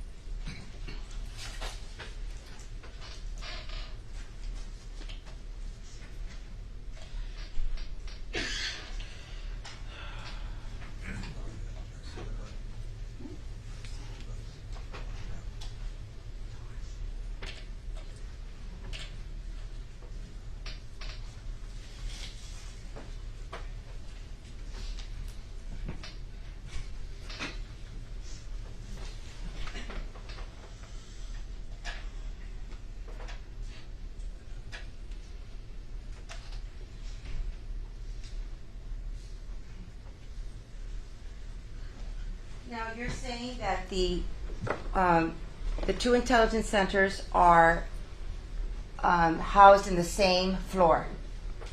Is that correct? Correct. And will you describe the setup for, I guess, the seating arrangements for those agents? How can I point? Can I point at it, or Let's see. Judge? Can I point at the screen? If I'm looking at it from here, the stage should be on this side right here. These doors are typically open, and in the middle right here, there's a bunch of Border Patrol analysts, and the Laredo Big is on this side right here at the corner, on the other side. So there's three? Well, it's the BP Laredo Big is considered these two sides, but the analysts are in the middle, and this is more typically on the supervisor side of the house in Border Patrol. Okay. Thank you.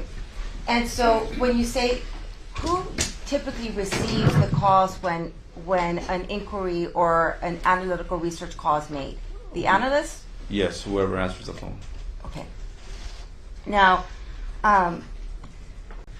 if you are, how large you said, what is the size of that room? It's about this size. So, if there's a conversation being had, is in one side of the room, is it within hearing range from another side? Is it possible to hear what's going on the other side of the room? It's possible. As the investigation progressed, were you able to run names of different tips that you received? Yes. Okay. And would you document this in your report? Yes. About how many times would you call the intelligence centers to find out information, whether it was about a name, an address, or anything? About how many times did you use that resource? On a daily basis, I estimate I ran about 60 individuals. Now, is the Border Patrol Border Intelligence Center the same agency that Juan David Ortiz works at, Yes, where he was a supervisor? correct. Do you recall him mentioning in his confession or in his statement that he received a inquiry about a black truck that was believed to be, that the driver was believed to be related to the first murder scene, which was Melissa Ramirez's, where they found Melissa Ramirez's body? Do you recall that? I vaguely recall him mentioning it. Your Honor,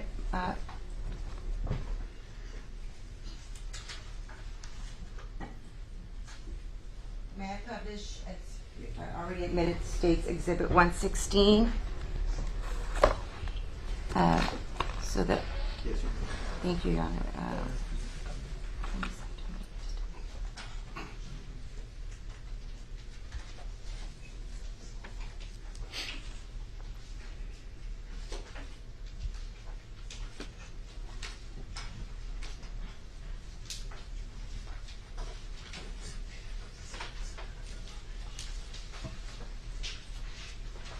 This is States Exhibit 116. Your Honor, may I publish? Yes, you Can you read that from there? My glasses.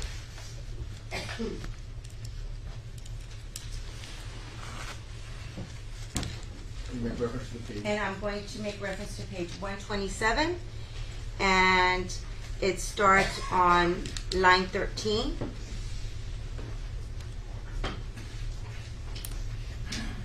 You want me to read from 8?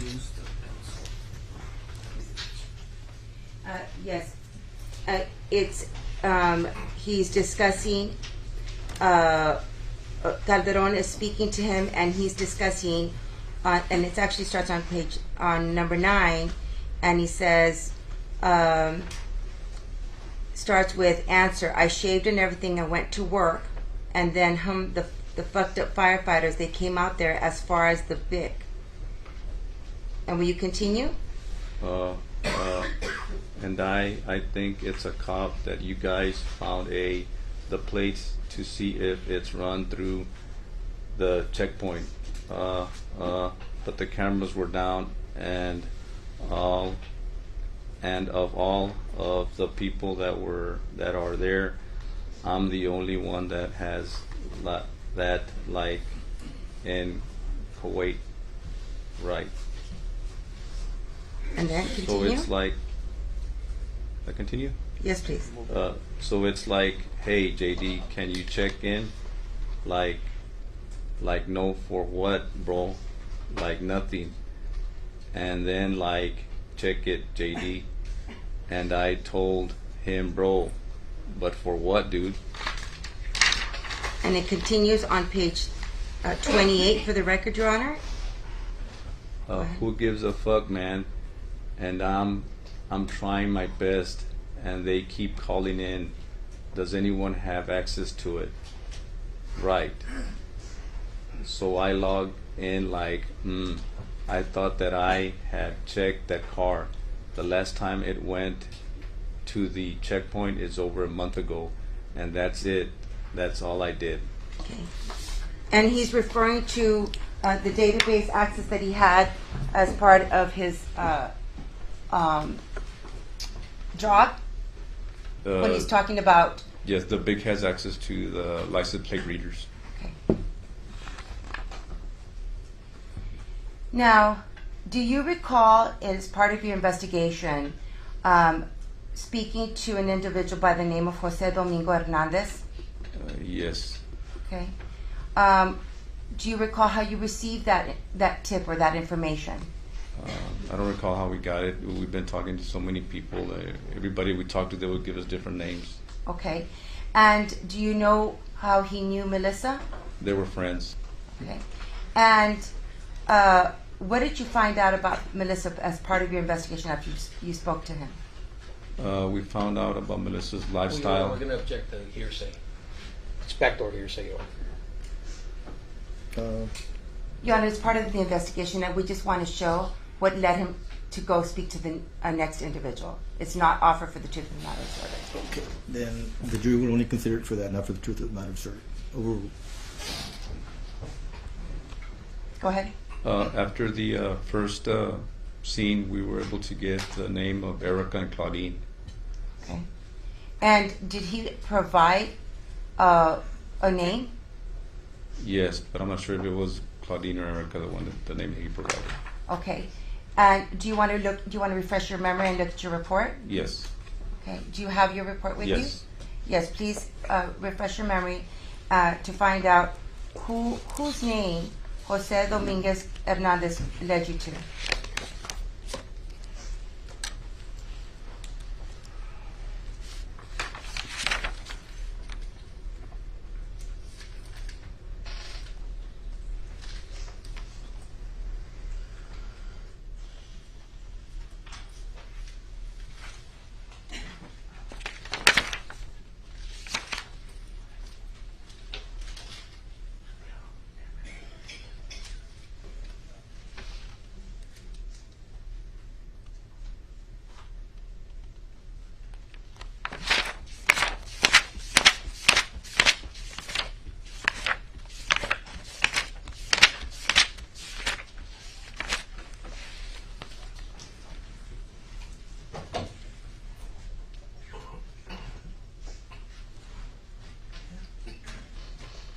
To Claudine.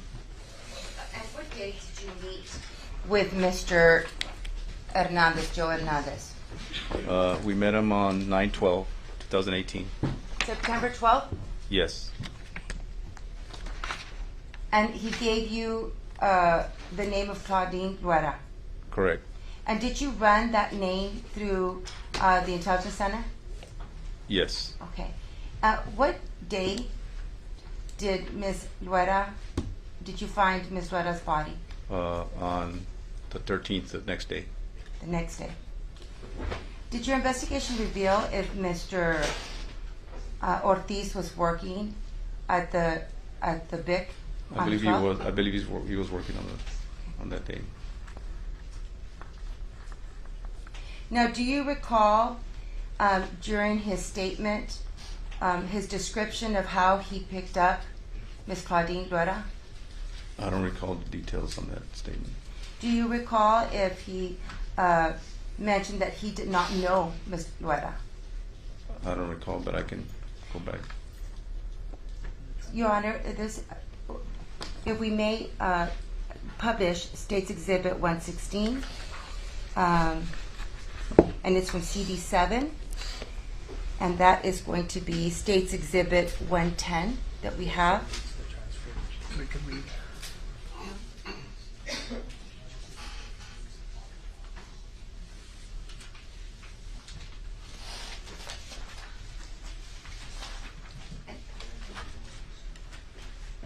It's CD7.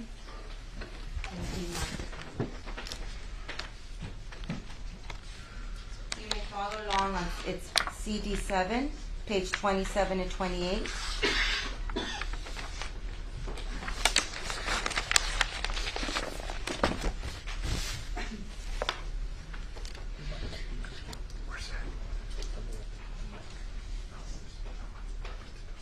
Now, just as a point of reference, this is when he's discussing the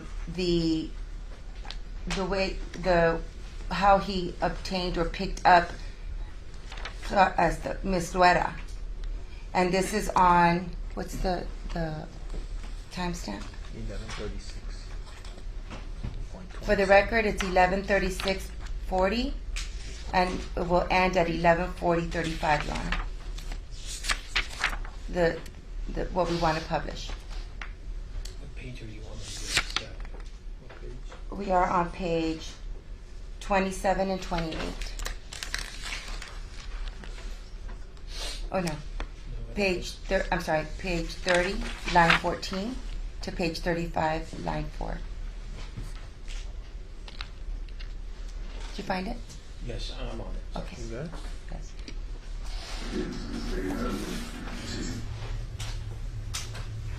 On the street all day, every day.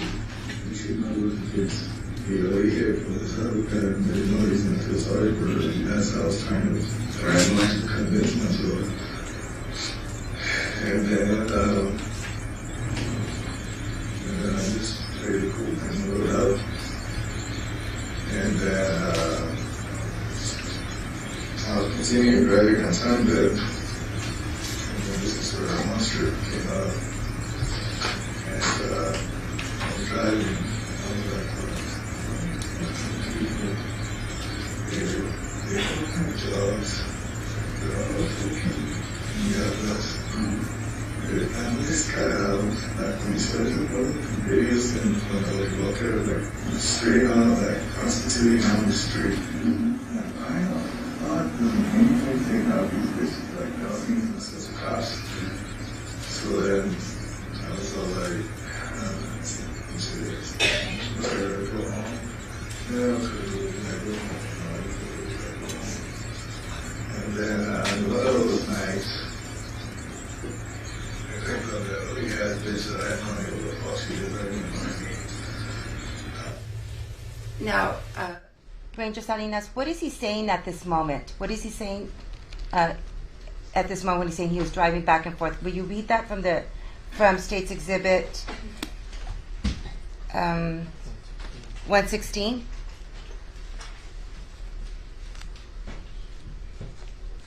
What do you mean 116? It's on page 31.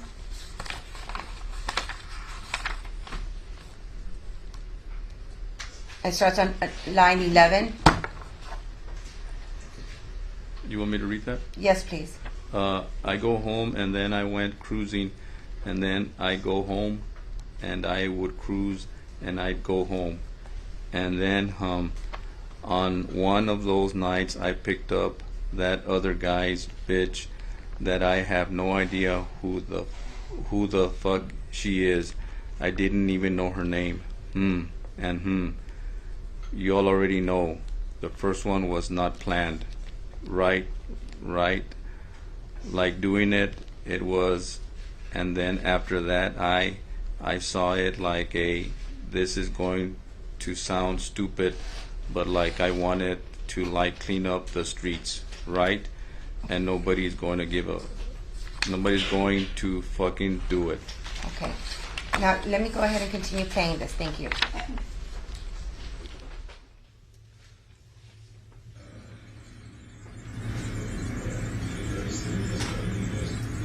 The first one was not bad, and right. And after that, I saw it like this stupid, like, why don't I clean up the streets? And I always know if I can do it, and I'm trusting for this.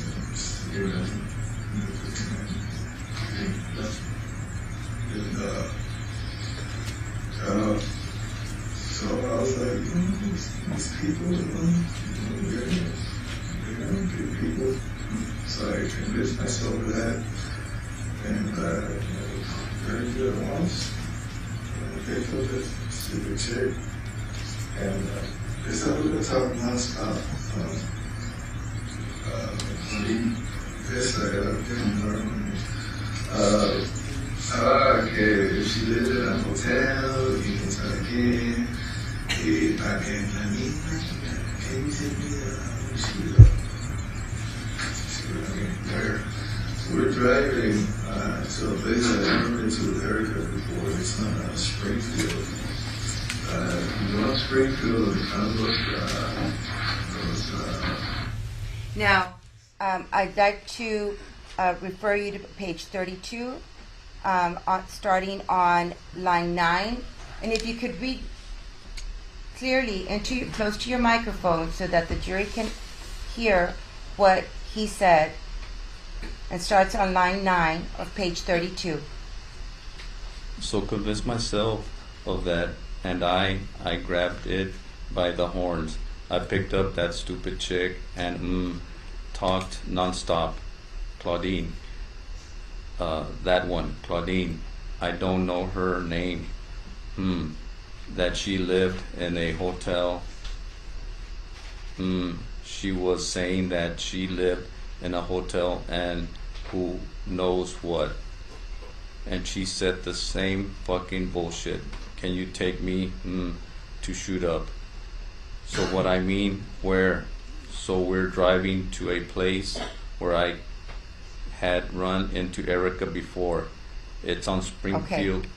Okay, we can stop there. Thank you. I'm going to resume the playing of the video. Thank you. Roger, you leave a left. It'll be the first right. Make another right. Springfield. Okay. And you say, where did you hit that? So she bought her heroin there. And then, this thing on 35. And she brings some beans. I tell you, no matter what.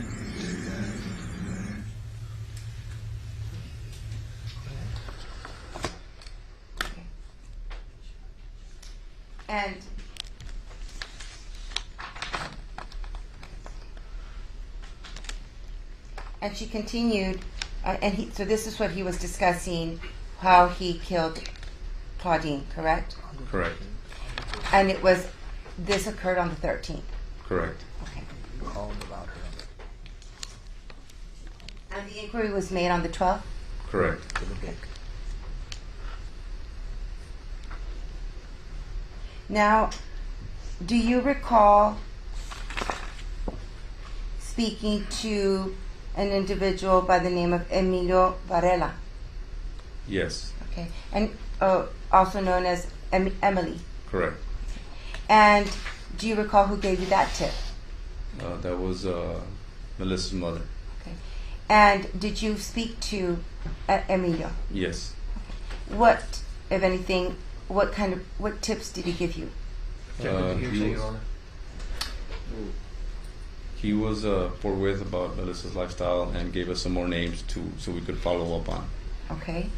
And what was one of the names he gave you? I think one of the names he gave us was Erica. Okay. And did you call and run that name into the BIC? Yes. And that would have been on, what So- day did you interview Mr. Varela? I think that was on the right after we found out who Melissa was, which might have been on the 4th. Okay. And do you recall that Juan David Ortiz mentioned in his statement that he knew that Erica had last seen him with Melissa? Yes. Okay. And he actually mentioned that he had seen Melissa, or he and Melissa had seen Erica at the drug house. Correct. Do you recall that? Okay.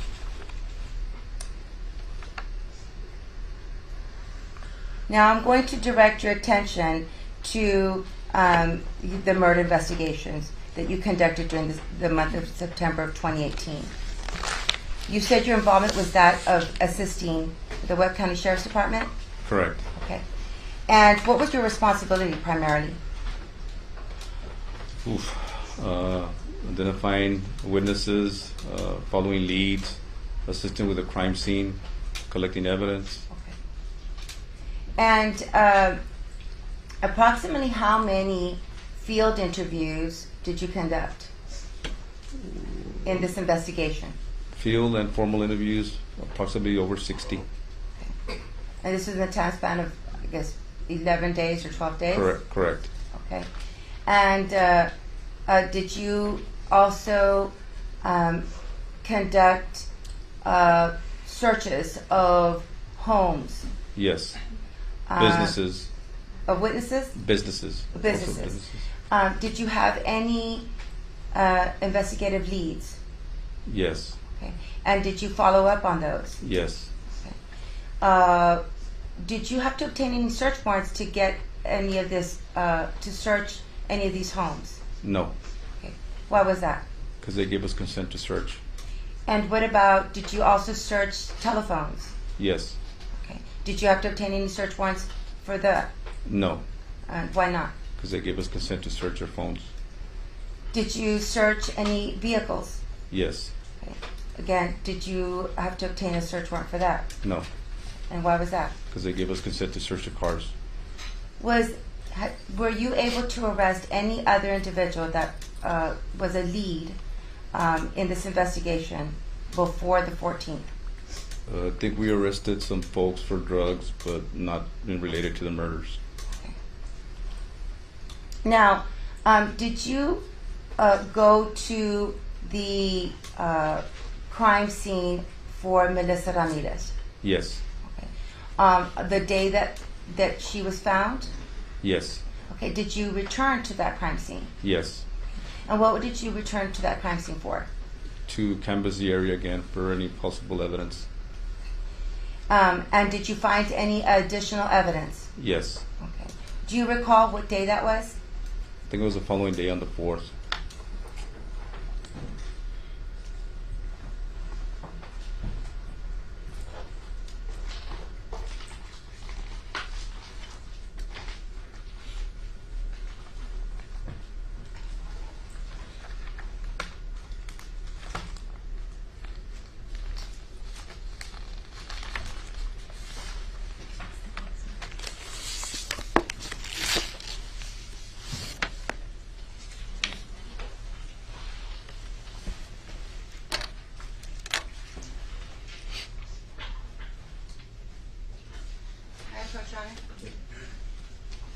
Ranger Salinas, I'm handing you what has been marked as State's Exhibit 40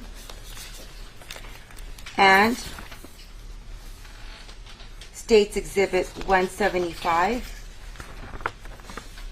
that have previously been admitted. May I confirm that, Your Honor? Oh, no, maybe not 40. I think the one that's been admitted is State's Exhibit 175. Yes. Did you say 176 also? No, Your Honor. Actually, State's Exhibit 40 and State's Exhibit 234 have not yet been admitted, but I'm going to ask him to identify them. Okay. Now, when you When you went to the crime scene, when you followed up and you said you found something, what was it that you found? We found a .40 caliber spent casing. Okay. And did you document this in your report? Yes.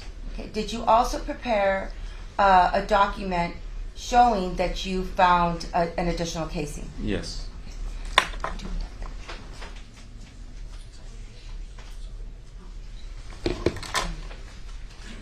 And how is it that you? What did you do with that casing that you located that day? I collected it and subsequently turned it over there to the Webb County Sheriff's Office, the evidence collection team. Now, I will ask you: do you recognize any writings, or do you recognize this envelope? Are you familiar with it? Yes, it has my date and time right here, Okay. and where we collected it. And you did this to document that you picked this up. Correct. Okay. And what is State's Exhibit 234? That's my evidence collection log, where it has the location, date, the case number, and what I collected.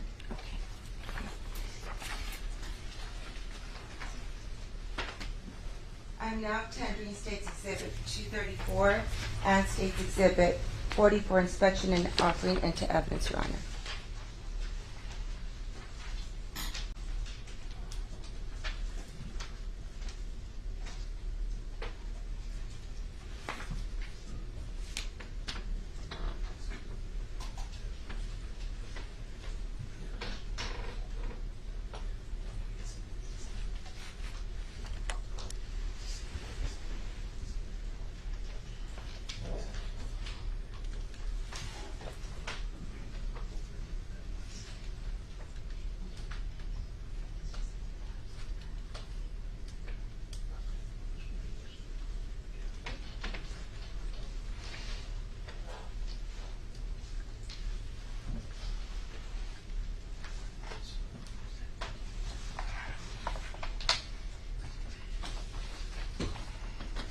No objections to 234 and 40, Your Honor. Right. State's Exhibit 40 and State's Exhibit 234 are admitted into evidence at this time. Thank you, Your Honor.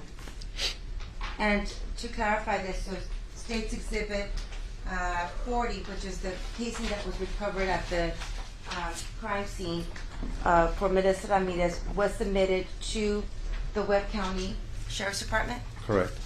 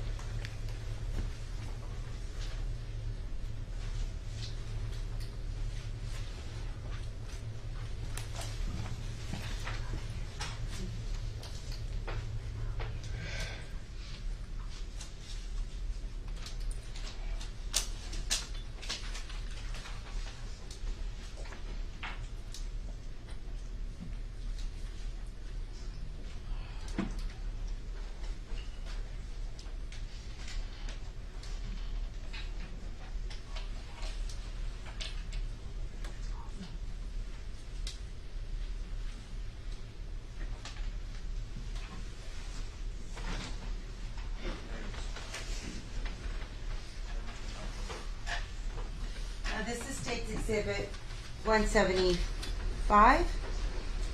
And is that your signature on the Webb County Sheriff's Office evidence property release form? Yes. Okay. And what was this form used to document? The transfer of the evidence to the Webb County Sheriff's Office. And that evidence was the casing that you retrieved and placed in an envelope, which is marked State's Exhibit 40? Correct.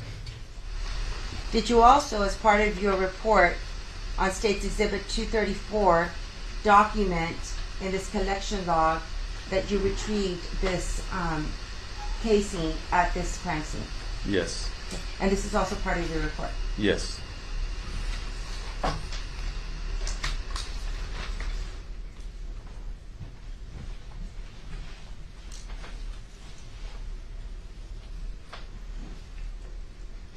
So how many casings, do you recall how many casings you had recovered the day before at Melissa Ramirez's crime scene? I believe there were 2 cases. Okay. And then with this one? 3. Okay. So, so that the jury can get a sense of the time between the murders. We had one which was on the 3rd, and that. What do you remember? What day that fell on? What holiday? Memorial Day, I was off. Okay. Memorial Day. I think so. Or Labor Day. Or Labor Day. It was a holiday. And then, about how many days after, do you recall, did you get the call regarding Claudine Rueda? I think it was on the 13th. Okay. So you had 10 days of investigating that you had. Correct. And then thereafter, what happened on the 15th, on the 14th and 15th? We were conducting interviews at the Whip County Sheriff's Office substation when I was informed by Trooper Hernandez that he had located a female that was possibly assaulted and possibly being kidnapped, and he had already had knowledge of what kind of investigations we were working, and he alerted me, and I told him to bring her to the substation for a detailed interview.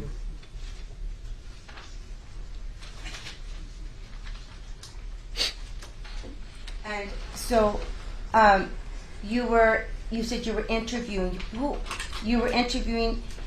people investigating what death or what murder?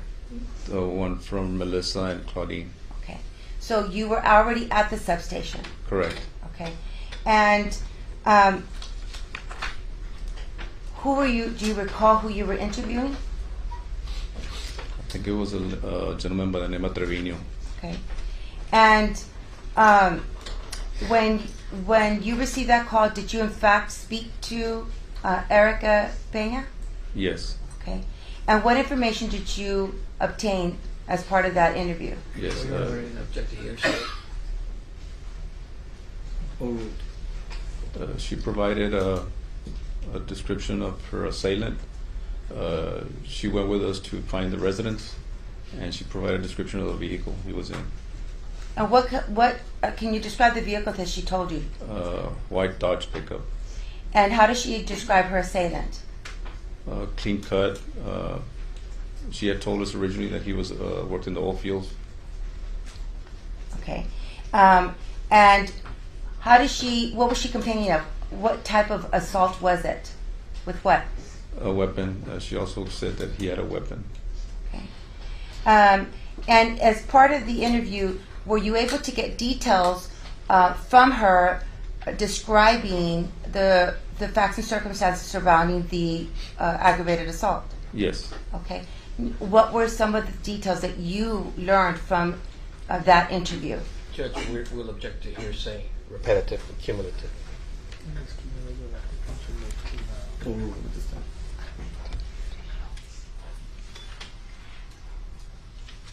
What was it that you learned from there?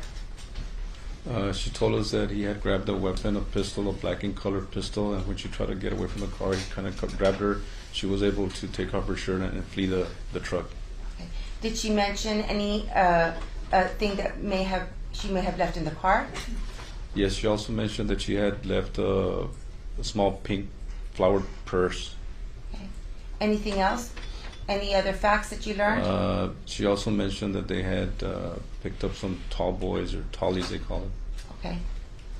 And so you mentioned that you were able to identify, she called her assailant David. Were you able to get a full name identity for this individual? Subsequently, yes, we were able to find out an address, a vehicle license plate, and a photo of Mr. Ortiz. Okay, and that prompted you to do what, if anything? Conduct visual surveillance on the residence. Okay, and And we subsequently, when we didn't find him at the residence, we sent on a bolo to be on the lookout for all the troopers and deputies that were out patrolling the areas. Okay. At this point, did you know he was a Border Patrol supervisor? No. And did you receive any information of Juan David Ortiz's apprehension after the bolo went out? Yes. What did you receive? While we were at the substation, we received information that troopers had located the vehicle at a Stripes in San Bernardo. Me and Captain Calderon responded to the scene to assist. Okay. Now, when you arrived at the scene, when you say the scene, what are you referring to? The Stripes. The Stripes. And at that point, what had you been told, or what did you know or what did you believe had occurred when the troopers confronted Juan David Ortiz? Objection, Your Honor, hearsay again. Backdoor hearsay. Originally, I learned that the troopers had located him and he fled the scene, abandoning his vehicle. Where was the Stripes located? And do you know where the Stripes was located? It's on San Bernardo, but I don't remember the cross street. It's close to the Ava Hotel where he was apprehended. It was. But the truck was at Jefferson. And where was the?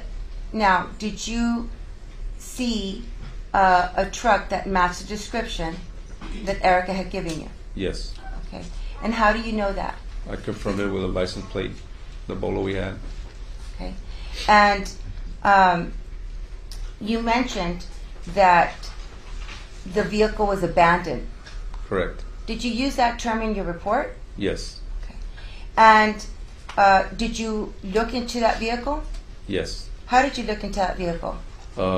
Originally, it was already nighttime, so I took a light and I shined it inside the front passenger side. I noticed a purse on the floorboard.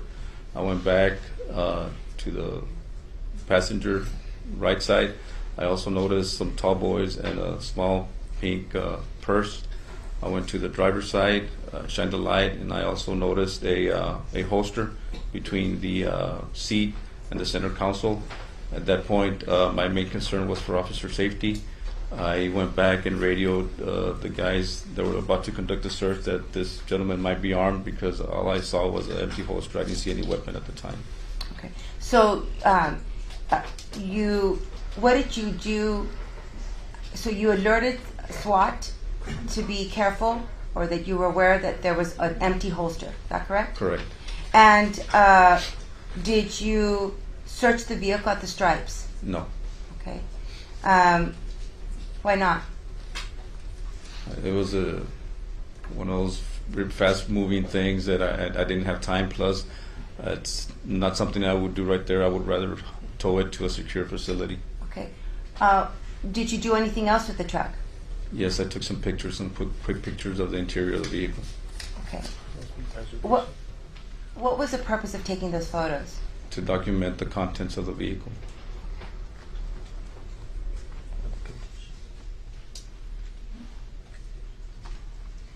And let me show you. Did you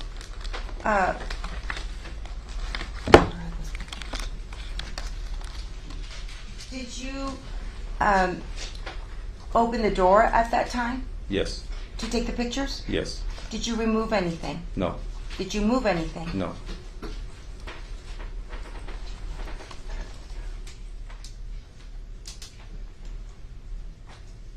Can I approach the evidence? I would let the defense exhibits. It should all be there.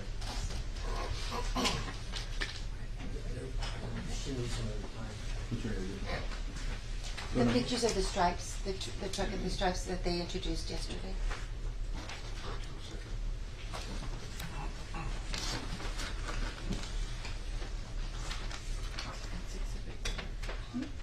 Defense exhibits. 4 through 7. They're in an envelope like this by themselves together. You'll see it, it's marked.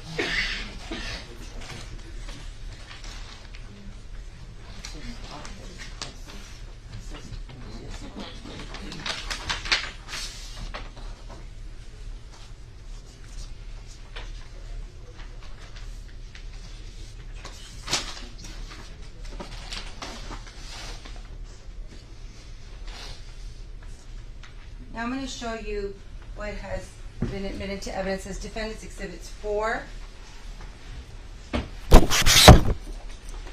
I'll put it over here. Your Honor, may I show these on this? Yes. 4. This is Defense Exhibits number 4. Did you take that photo? Yes. And why did you take a picture of this, of the truck from this view? So I could document the license plate. Okay. And I'm showing you now Defense Exhibits 5. What was the purpose of this photo? Same reason. Okay. And it was, you were basically trying to preserve or take a picture of the condition of the truck? Correct. I'm now showing Defense Exhibit number 6. I took it. Okay. Who opened the door? I don't know if it was me or Trooper Santuro. Okay. Was that while you were taking the photos? Yes. Okay. Now I'm going to show you, is there any damage on the vehicle? Not that I can tell, except for that little back quarter panel. Okay. Now I'm going to show you Defense Exhibit number 7.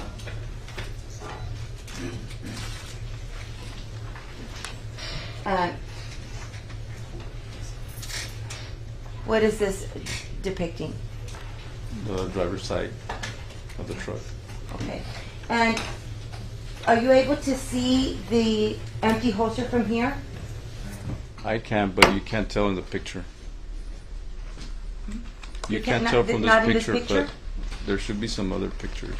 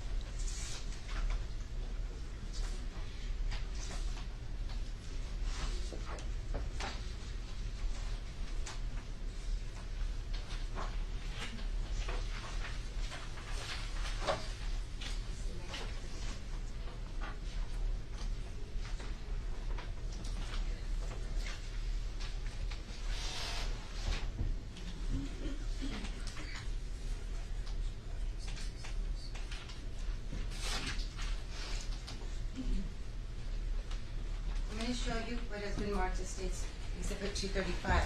Did you take this photograph? Yes. Okay.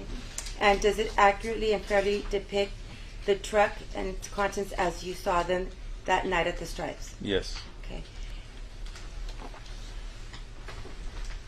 Intending State's Exhibit 235 to the defense and offering it to evidence, Your Honor.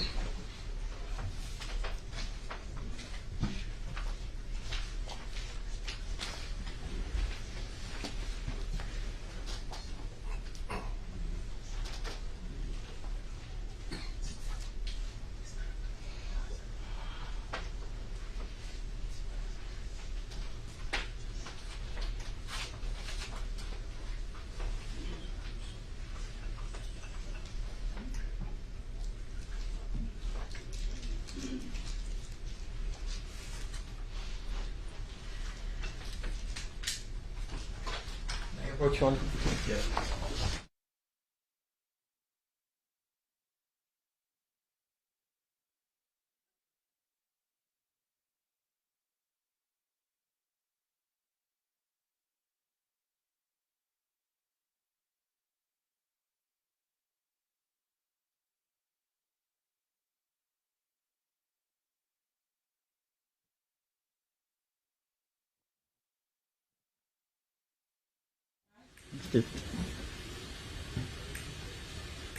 State's Exhibit 235 is admitted into evidence at this time. Can I publish, Your Honor? Yes.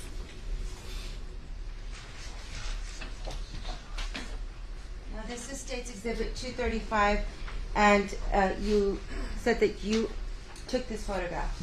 Correct. And when you said that you viewed the holster and that it was empty, that prompted you to alert SWAT that he may have the weapon. Whereabouts did you see that? Now- It's right. Where? Judge, can I point again? I don't know. Should be right behind this seatbelt latch right here. I don't know if you see it right there. And that's when you saw the empty holster. Yes. Now,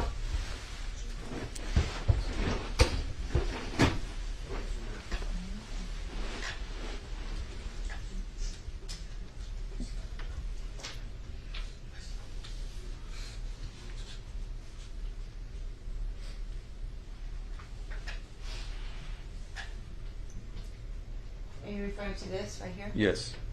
And that's the empty holster. Correct. Now,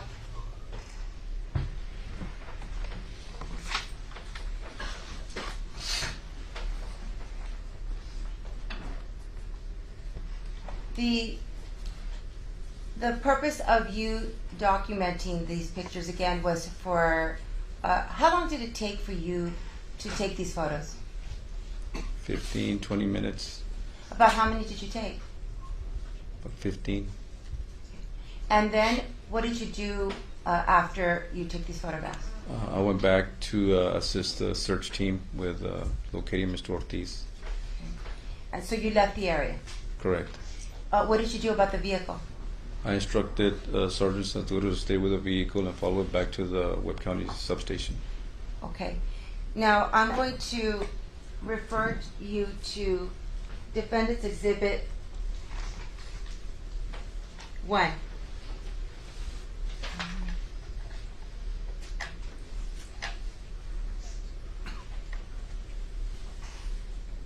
Do you recognize this document? Yes. What is it? It should be an HQ 109 form. We use it for inventory and impound purposes. Okay. Now, on the top, or the title on the top of this document, it says property inventory. When does that typically use this document? When anybody in DPS inventories a vehicle. Okay.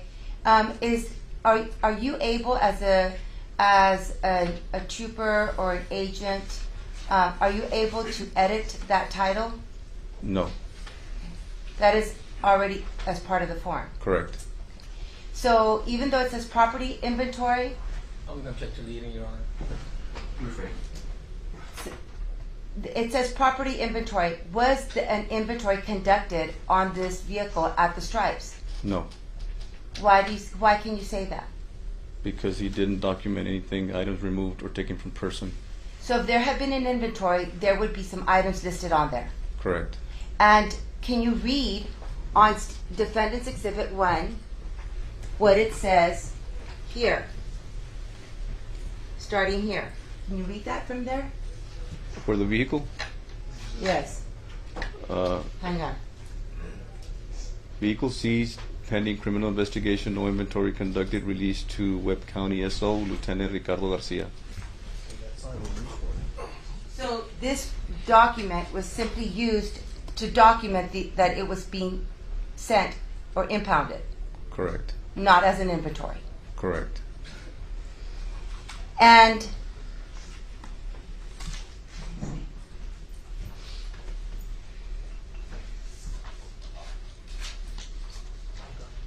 I'm going to show you Defendant's Exhibit number 7. And I'm going to direct your attention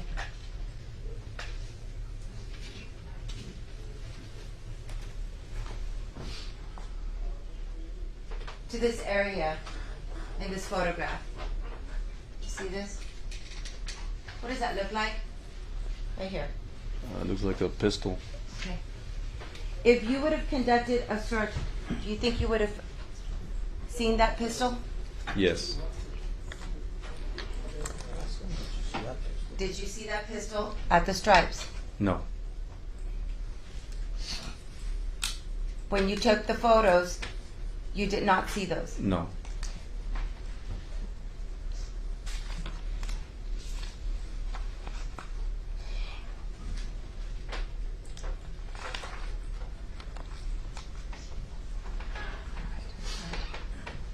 Now, once you left the Stripes store, where did you go from there? We went back to the substation, the Webb County Sheriff's substation. Okay. And was Juan David Ortiz apprehended? Yes. Where? At the, he was in back of a pickup truck in the Ava Hotel parking lot.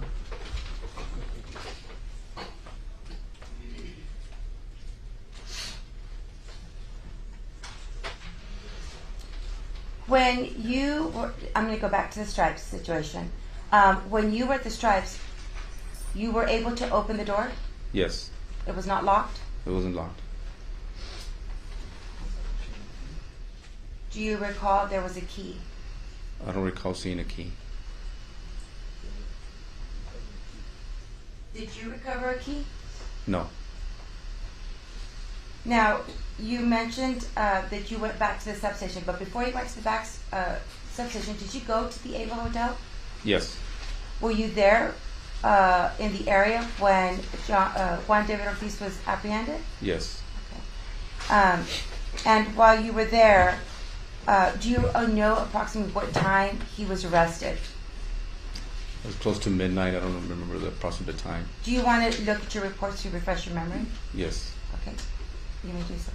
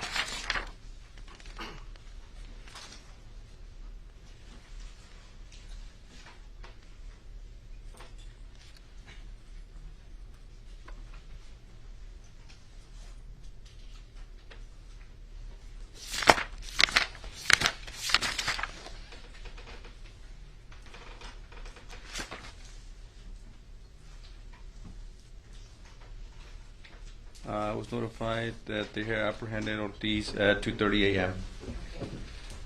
And this was at the Ava Hotel. Correct. And do you know, so after he was apprehended, where did you do? Were you there when he was apprehended? No, I was about 10 minutes behind the actual people who put hands on it. Okay. But did you leave that area? Where did you go? To the substation. What happened when you got to the substation? We started conducting an interview with Mr. Ortiz. Now, was Juan David Ortiz charged with a crime at that time? For the evading. Okay. It was a warrantless arrest? Yes. And he was taken into custody and went to the substation. That's where you were? I followed, yes, I went over there. Okay.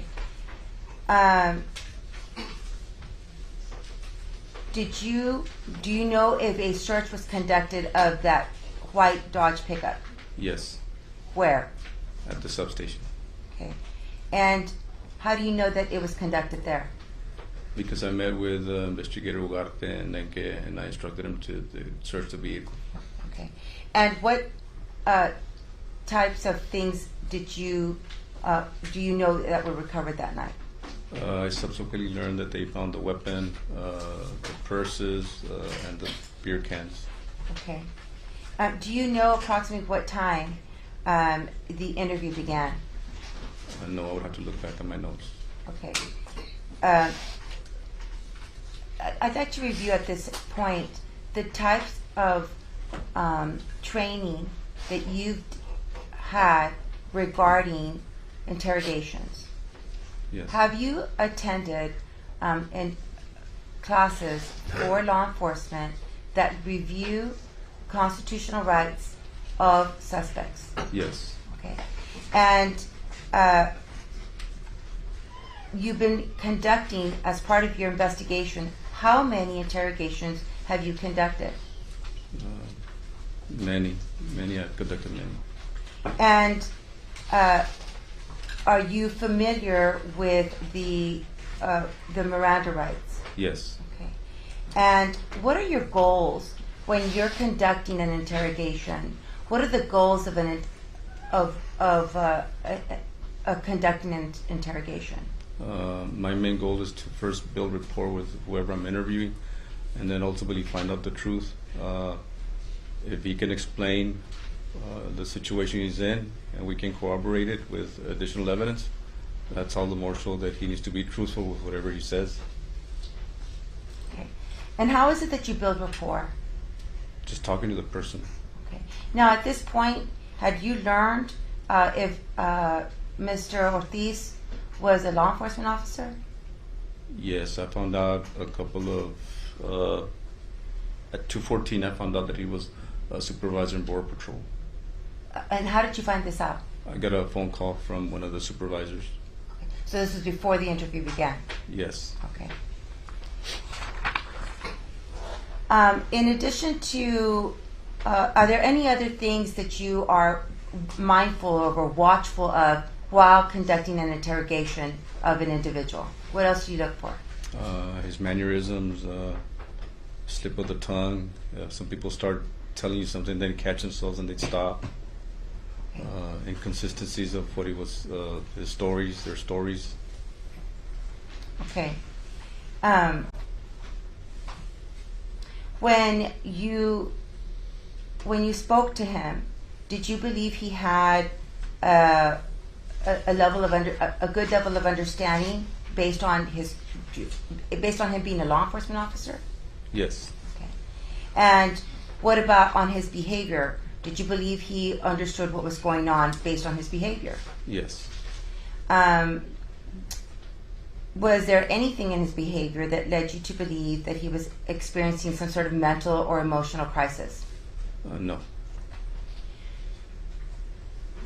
Did you observe him having any loss of control? No. Was he able to communicate with you with complete sentences? Yes. Just leading questions, Your Honor. Rephrase. How was he communicating with you? How did you know that he understood what was going on?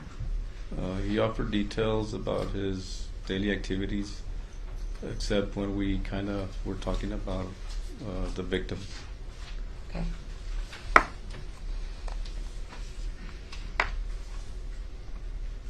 Now, did you advise him of his constitutional rights? Yes.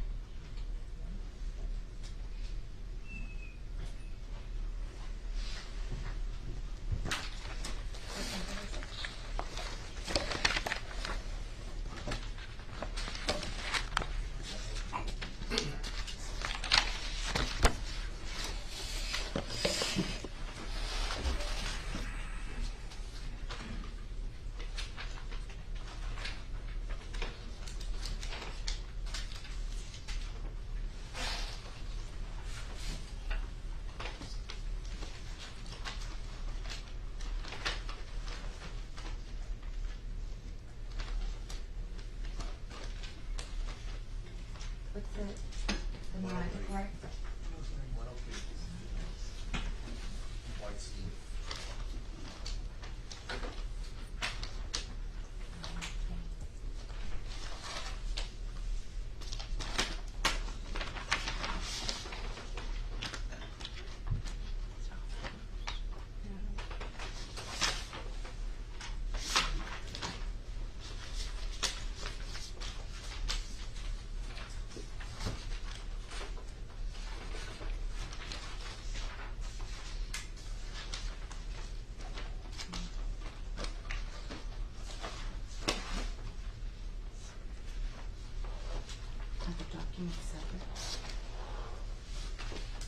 Yes, photos are together, documents are separate with mail.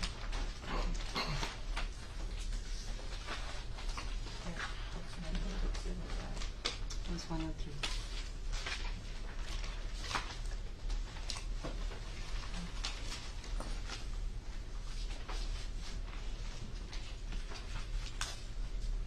I don't know what to tell you.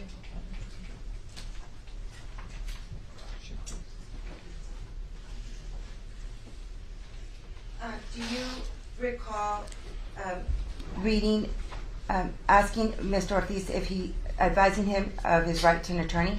Yes. Okay. And of his right to remain silent? Yes. That anything he said could be used against him? Yes. In fact, you were the one who was advising him of these rights, correct? His right to have an attorney present prior to and during his questioning? Correct. His right to have an attorney appointed to him to advise him prior to and during any questioning? Correct. His right to terminate the interview at any time? Correct. And did you have him, did you give him an opportunity to sign to show that he understood his rights? Yes. Okay. Did he sign? No. Okay. And what did you do to document on that statement or on the what we call the Miranda card? What did you do to document that he did not sign? I believe I wrote refuse to sign on it. And did you sign it? Yes. And did Investigator Calderon sign it? Yes. So how did you know that Juan David Ortiz wished to waive his rights? He continued talking to us. Okay. Did he? And he nodded He nodded how? like this. Meaning what? That he understood. Okay. And you said he continued to speak? Yes. Okay. Now, at any time during the taking of the statement from Mr. Ortiz, did he request an attorney? No. Did he ever ask to terminate the interview? No. At any time did you coerce him or threaten him into giving the statement? No. Did you directly or indirectly promise Mr. Ortiz anything in exchange for his statement? No. No promises were made. Now, there was a term that was referred to throughout this statement, and that was the term blackout. Do you recall that? Yes. Okay. Do you recall in what context it came up? I think I brought it up. Okay. What was he describing, or how did you suggest this term? I believe during the conversation he couldn't remember certain things, and I asked him if he had any blackouts. Okay. And when he said, I don't remember certain things, did he tell you why he didn't remember certain things? I believe he stated that he had post-traumatic stress syndrome. Okay. And did he discuss anything else regarding his lack of memory? I believe he also mentioned that he was taking medications and he was also consuming alcohol. Okay. And had he consumed alcohol that evening? He told us he did. Okay. And did he say that he was also on medications? Yes. Did you observe him having any blackouts while you were questioning him? No. Now, there was a section where you mentioned, and I'll refer to. Do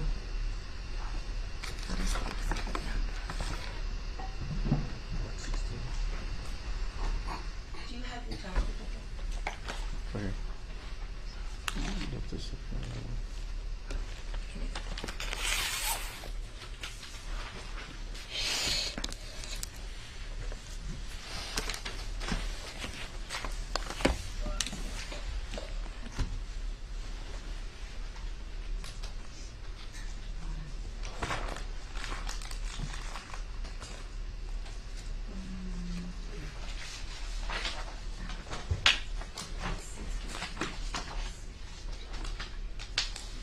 I'm going to be referring to State's Exhibit 116, and I'm specifically looking at page 13, line 17 of Disc 6.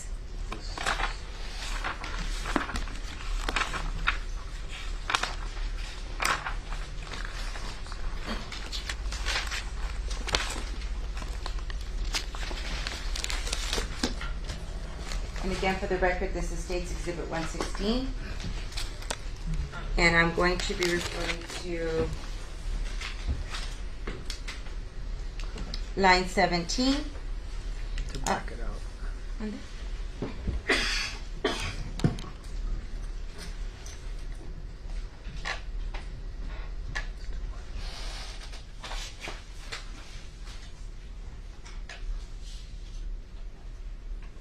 Do you see where you're speaking, Agent Salinas? You're starting on 14, and you're talking to Ms. Ortiz. Can you read that? JD, right, yes, look, partner. Everything so far that you've talked about and everything that you've asked, we've accommodated you, okay? Now, have the district attorney's office, he's right here, the DA himself, okay? Okay, sir. And now it's time, if you want us to put in a good word in for you, you need to. Now, continue on page 14. It's not important. Who says that? It's an A for answer. Oh, Mr. Ortiz. Okay. And then? What do you mean it's not important? It's not important? Captain Calderon, you could be, we've cooperated with you, we've talked to your wife like you asked us to.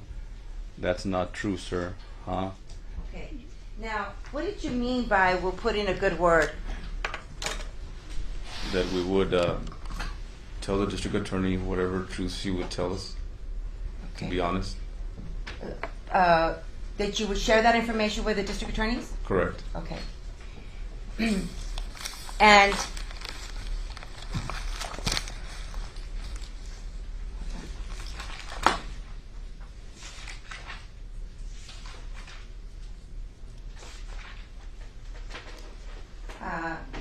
when you said you gave him, you accommodated him, what were you referring to? You gave him, what What kind of accommodations was he asking for? Mr. Ortiz wanted us to stop his wife from driving from San Antonio to Laredo. Captain Calderon was trying to get some units to kind of stop her. He also asked for a picture. Okay, stop right there. So it was Mr. Ortiz who brought up the idea of talking to his wife to stop her from coming to Laredo. Correct. Okay. And now you said, what was the next thing that? The pictures. He wanted some pictures of his families. And who asked for the pictures of his family? Mr. Ortiz. Okay. Was that something that you or Investigator Calderon brought up? No. Okay. In fact, how did you gain access to these photos? He gave us his PIN code for his phone. So he asked you to accommodate him, and he made it accessible for you. Correct. Okay. There was also some discussion about a pension. Do you recall who started or who began that conversation? I don't recall the conversation about the pension. Let me show you.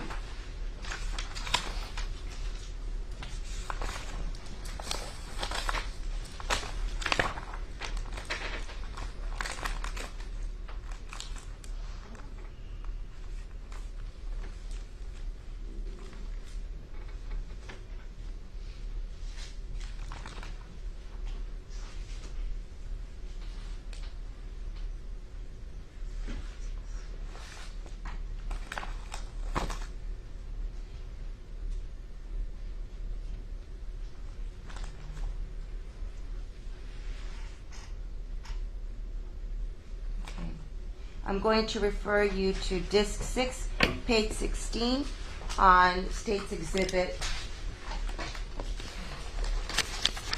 116.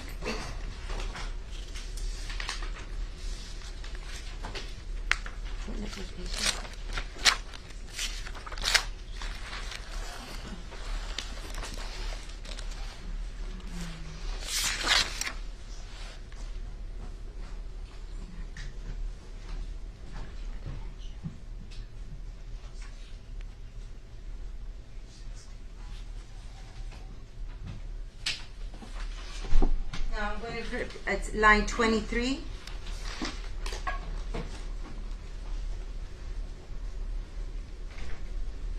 Can you see that?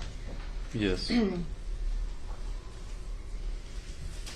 Now, can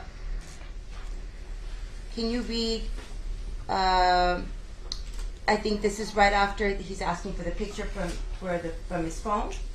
And then line 23, his answer. Can you please read that? Yes. There's no way to tell my wife she can keep retirement money. There's no way to tell her they can keep that. Okay. And she's referring to, he's referring to her pension?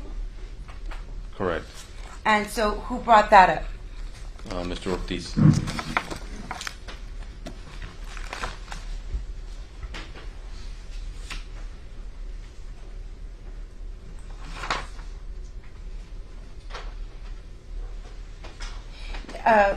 There was also a discussion about refraining from kicking his door down, I guess, to conduct a search of his home. Correct. I'm going to refer you to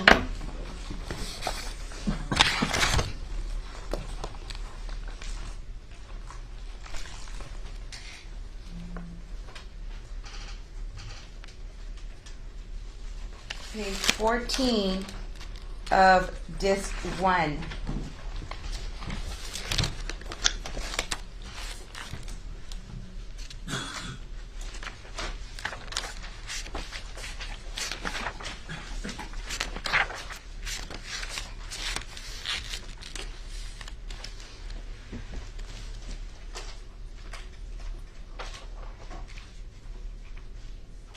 On line, he's referring to, it's on page 14, he's referring to the weapons he has in his home. And then on line 19, Can you read what Mr. Ortiz is saying? This is at the beginning of the statement. It's 19, right? Yes, sir. If you guys could just walk into the house with the key instead of kicking it open, that'll be awesome. Listen, Ortiz, you want us to help you out, but you won't be in good relations with us in a while of what we will be doing later on. I mean, well, if you can't help, then no. I'm saying that's the only thing I'm asking. Yeah, I'm just saying. Okay. So, who is the person who first brought up the idea of breaking into, or what does it say? Forcing the door. Mr. Ortiz. Okay. On 9/8, what is Mr. Ortiz's statement in there? On page 14, Yes. are these presently at your No. the? It's on the screen. Oh, I'm sorry. It's on page 15. And what does he say here? On 9/8. I'm law enforcement as well. And this is in the context of conducting a search of his home, correct? Correct. And during the interview. Correct. Okay.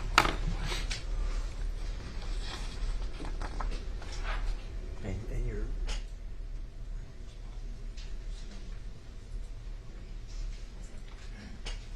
Had you ever seen? right there. Where? And I've never seen you. Oh. Yeah. If you continue on page 15, did he ask you, or did he believe that you knew him? Yes. Had you ever seen him before? No. And I'm going to refer you to line. He says, "I am law enforcement as well," and then your answer was on 15, line 9. I have never seen you. You want me to continue read? Yes, please. Yeah, I mean, okay, so, yeah, but I had never seen you. That's what I'm saying. And neither have I, right? Okay. So anyway, yeah, if you guys could talk to her, it's going to be awful. You know, I don't know if you have any deputies or troopers out there, so that will, okay, and let's just say that we make contact. Well, what do you want them to tell her? Okay. To keep my kids in San Antonio. There's no reason to come back to Laredo. Okay. And so, did you attempt to accommodate his request so that his wife would not go to Laredo? Yes, Captain Calderon, I believe, sent some units out to try and locate her. Okay.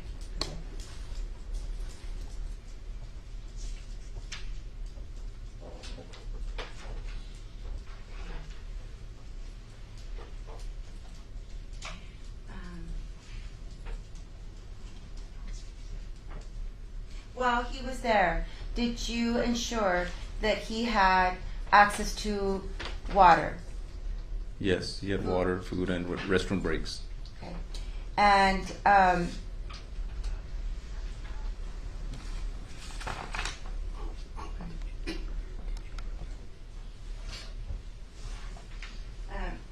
did you ever threaten No, Mr. Ortiz?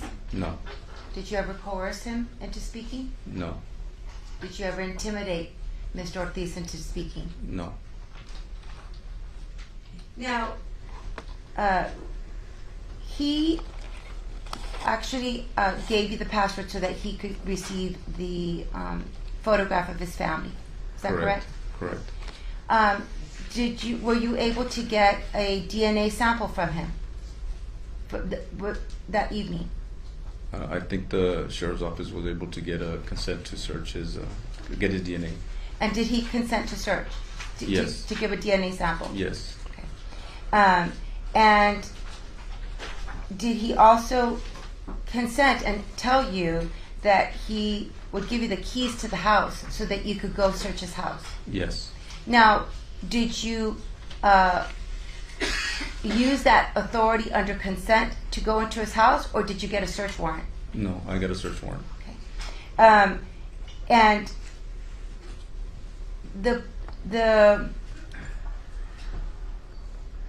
these requests or these consents or this authority that he gave you, or these, let me rephrase that. He was cooperating and discussing with you on giving you the password, consenting to DNA, and telling you that you could use the keys to his home. Is that consistent with him waiving his rights to speak? I'm going to object, No. Your Honor. Relevance, lack of personal knowledge, speculation. Based on your experience, do you believe he waived his rights? Yes.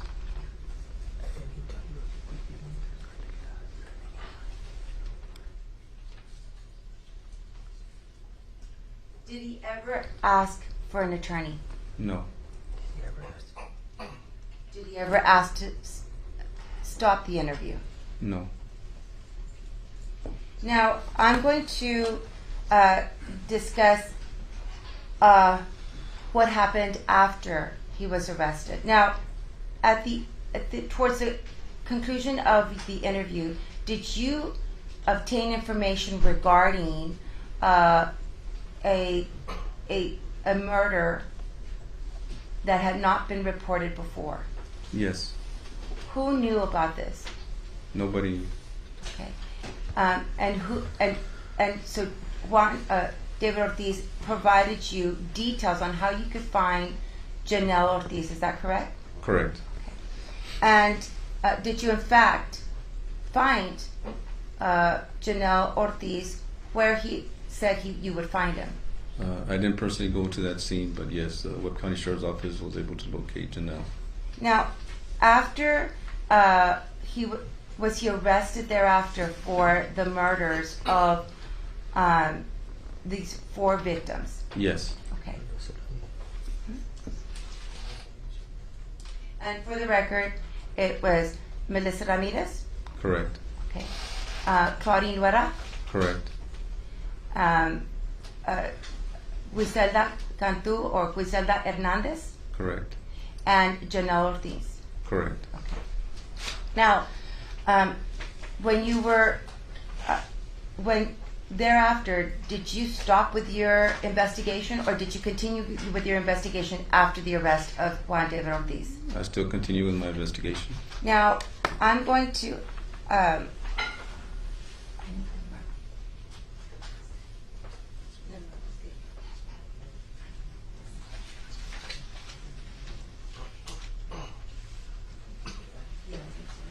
Do you recall following up after the arrest and speaking to the manager for the Murphy's store regarding obtaining a video surveillance? Yes. Okay. Why was it that was relevant? Because of Mr. Ortiz's statement, I wanted to corroborate what he had told us. And in his statement, he mentioned that he had gone to go get some beer there. Correct. Okay. Did you develop a timeline as to when this would have been, based on what Mr. Ortiz told you? I did. Okay. When would he have bought this beer at the Murphy's? I believe right after the murders. Okay. If you can, please look at. Do you recall when Erica? What time Erica escaped, and when Erica got to the substation? I would have to look back at my notes. Please do so.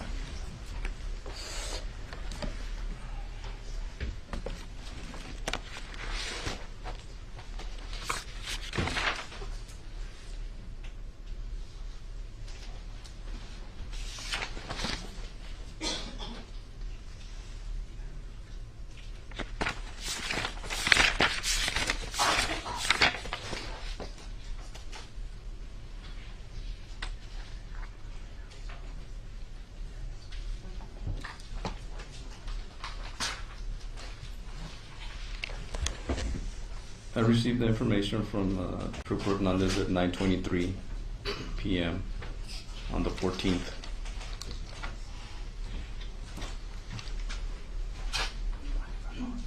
And we met her at the substation at about 9:30. Okay. And then you interviewed her, correct? Correct. Okay. But I'm referring to when Juan David Ortiz was referring during his video statement. He said that he went to go get the beer at the Murphys near his home. Do you remember that? Correct. And was that after Erica's escape? I don't recall. I have to go back to that. Let me.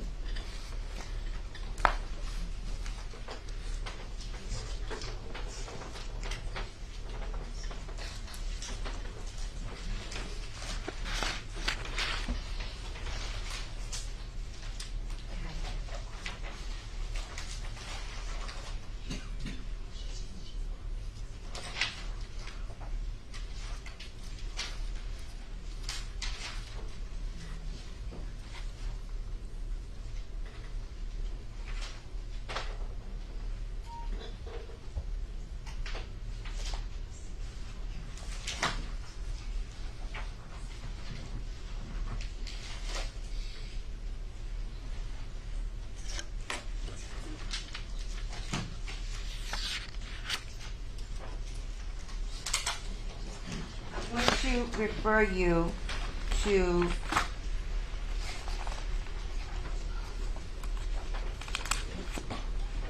Disc 1, page 52.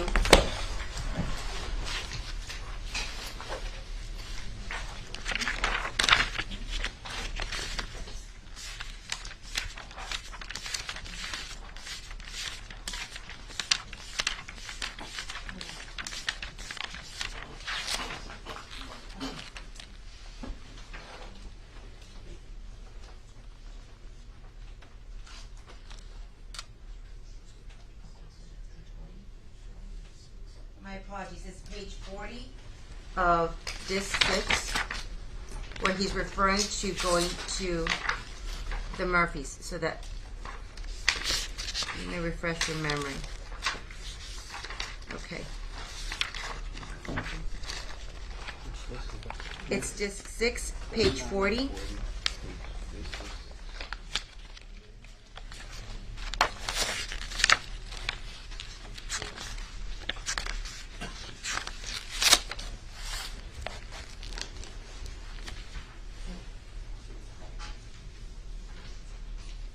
Now, it starts actually on page 39,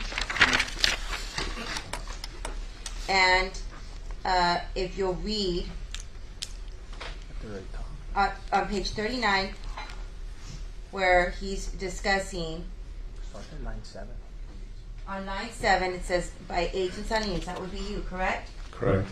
And will you read question on line number 7 on page 39? Or they'll take you somewhere and they steal from you like other dudes get there. Has that ever happened to you? No. Okay. So you took off, and then what happened? I took off and went cruising. Okay. But I know that I went to my house. Okay. I went to my house and I'm like, fuck, this damned old chick is very hysterical.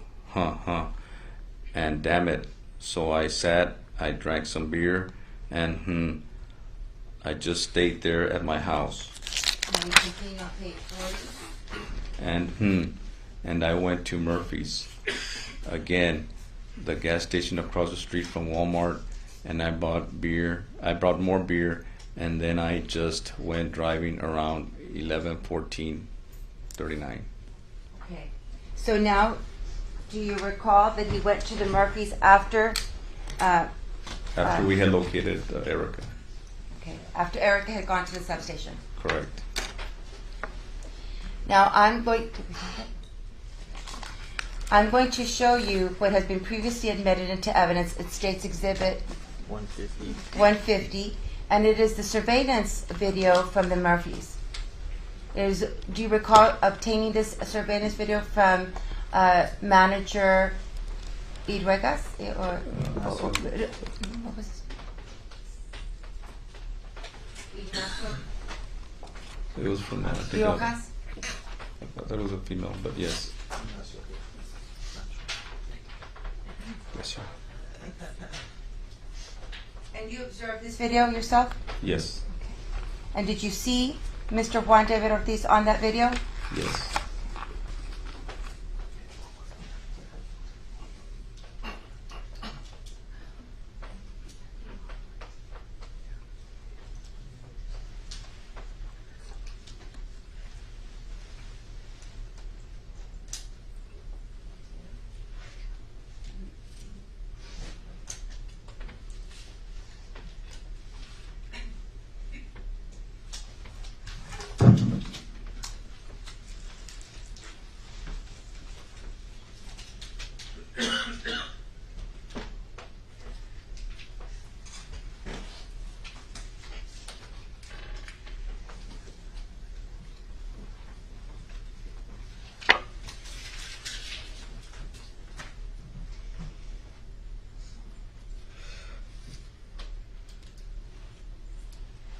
Do you recall seeing Juan David Ortiz's white Dodge truck pull into the Murphys?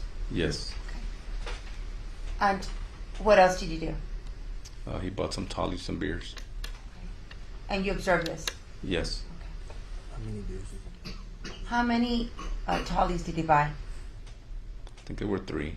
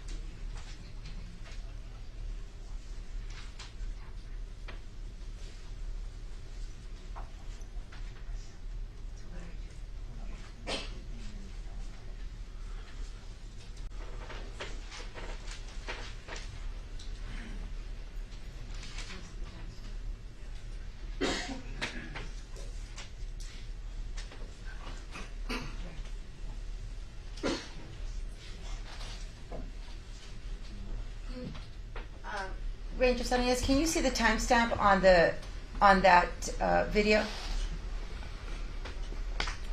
10:51, 35 p.m. Date? And the date? 9/14/2018. That's Okay. Friday night, right? Is that the Friday night that Erica came to the substation?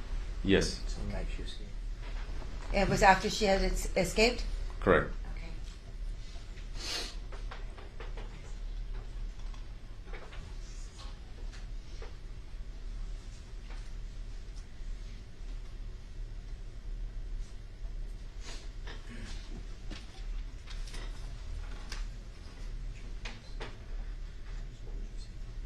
Will you let us know when you see Juan David Ortiz's vehicle in the camera? I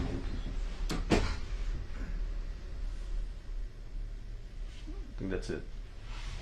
Speak up louder. Can you speak into the microphone, I please? think that's it. The one pulled in. Okay.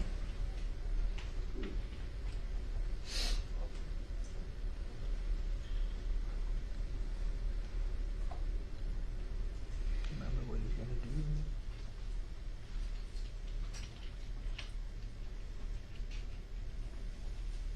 Do you know what he does next? Do you recall? I don't recall. I have to see the video again. Probably goes into the store.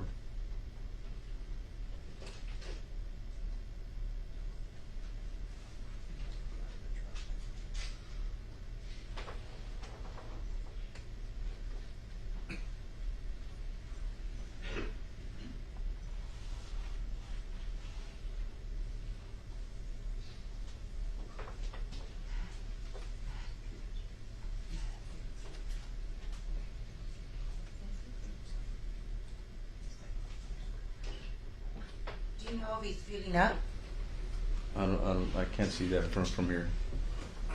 Do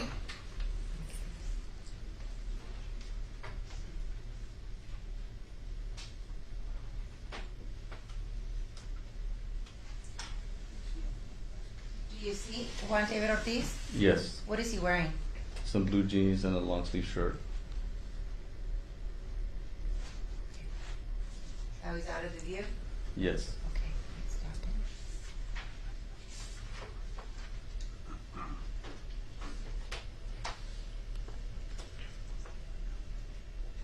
Okay, and this is a view of him walking into the store from a different angle.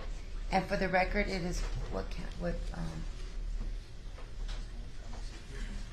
does the timestamp say at the bottom of this? 09/14/2018, 10:53, 43 p.m. And what camera does it say? Left kiosk? Is that what it says? I don't see that. Next to the date. Yes, left kiosk. And that's for the record, Your Honor. Okay. Now he's out of view in this angle, so we're going to go to the left entrance screen. And what do you see there? Mr. Ortiz coming into the store. Okay. And the time? 9/14/2018, 10:53, 46 p.m. Okay. And he's out of view in that screen. So we are now going to go to the corner, the cooler doors. Do you see how it's referenced for this camera? Yes. And what is the timestamp on that? 9/14/2018, 10:53, 48 p.m. And is Mr. Ortiz in that screen? Yes. And what do you see happening? He's walking, opening the freezer door, getting 3 beer cans. Okay. And are they the tallies that he refers to? Yes. Okay, now he's out of that screen, and we will now go to screen left store view, and the timestamp of that screen? 9/14/2018, 10:53, 58 p.m. Okay, and what is he doing here? He's approaching the counter to pay. Okay, and so he's in the he's at the counter, and we're now going to change screen so that you can see what he's doing at the counter, and that would be register view, and please tell me the timestamp of this register view screen. 9/14/2018, 10:54:02 p.m.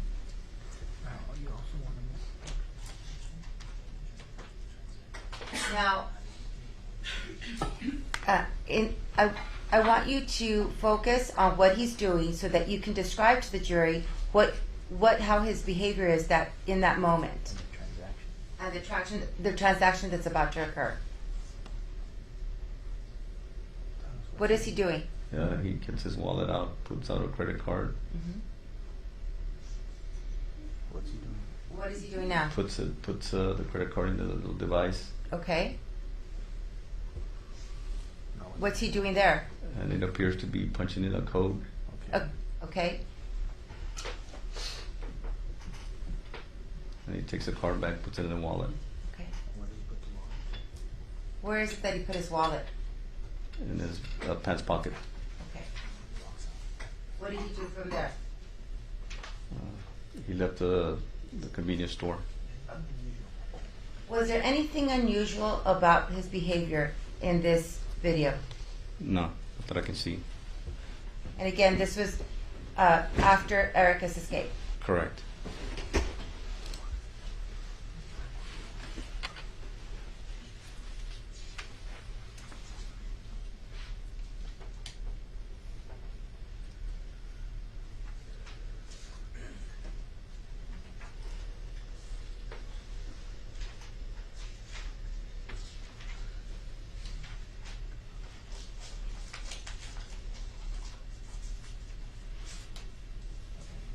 is this him leaving the store? Yes. And just for the record, it is the left entrance and the timestamp?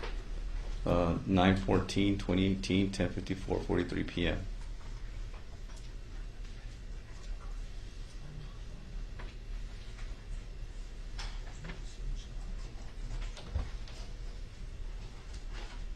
And is this the outside view of him approaching his truck? Yes. And what, for the record, what screen is this? The left kiosk. Timestamp? 9/14/2018, 10:54, 43 p.m. Okay.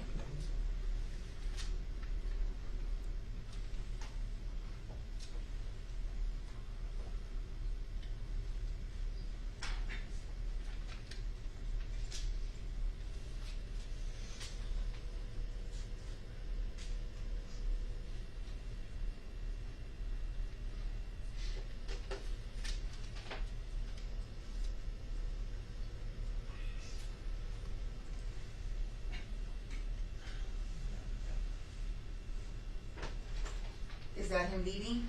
I believe so. Back it up.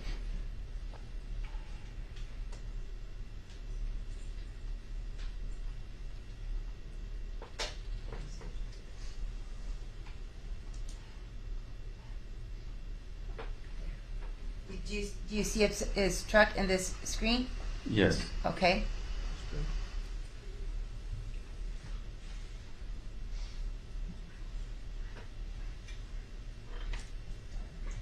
What is the timestamp? What is this view? It says pumps 9/16, And the timestamp? 9/14/2018, 10:54, 11 p.m. We'll walk out right now.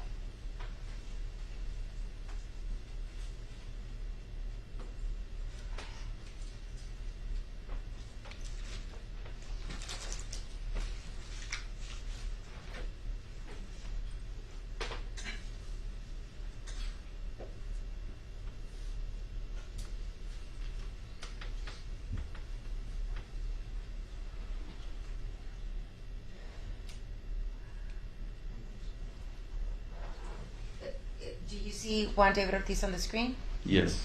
And he's approaching his truck? Correct. What was he holding in his hands? The beer that he bought.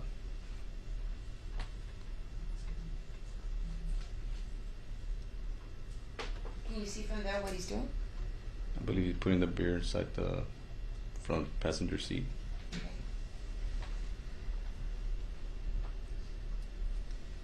And he's walking around the truck? Correct.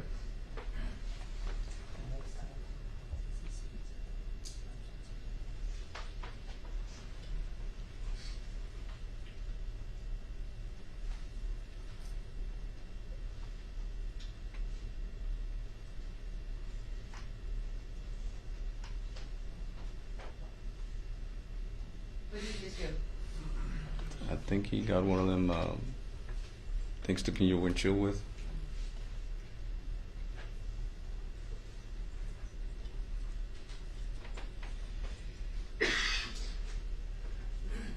And now what is he doing?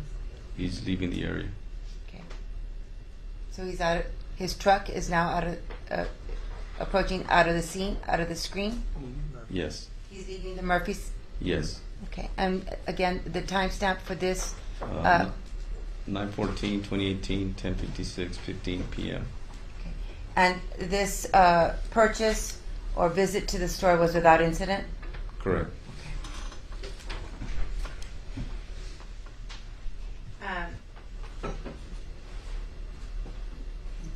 Did you, in addition to the following up after the arrest of Juan David Ortiz, did you conduct other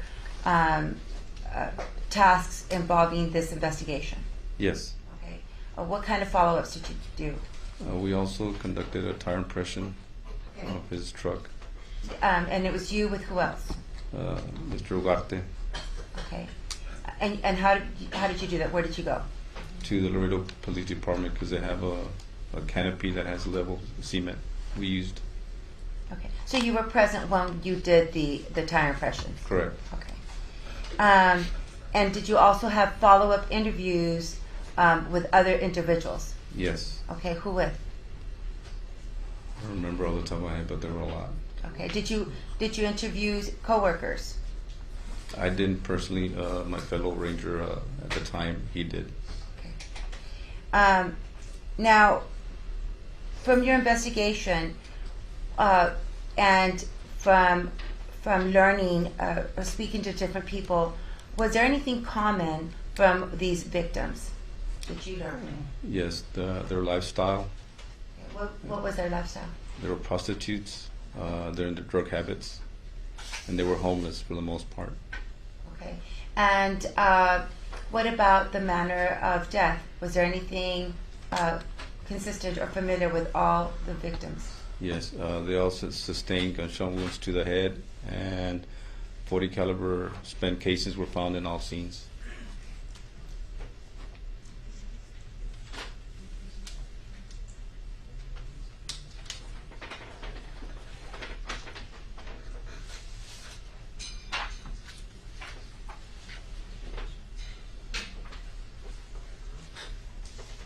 So, we know that he left the Murphys because you obtained the surveillance. And what time did he leave the Murphys? It said about 10:56. Now, in your report, did you mention when he was spotted after the bolo by the stripes? Yes. On Jefferson and San Bernardo. Yes. What time was that? I would have to look back at my notes. Please do, sir.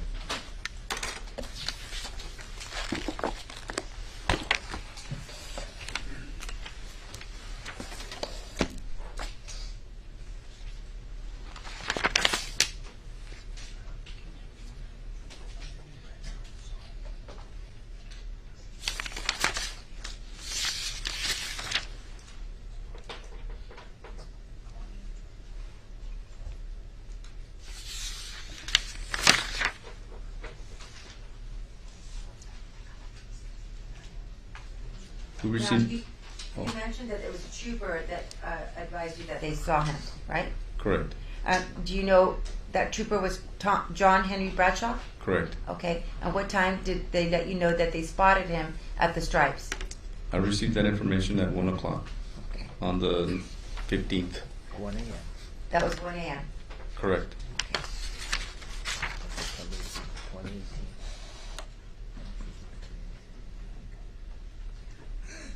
And this was September the 15th because it was right after midnight, so it's 1 a.m.? Correct. Okay.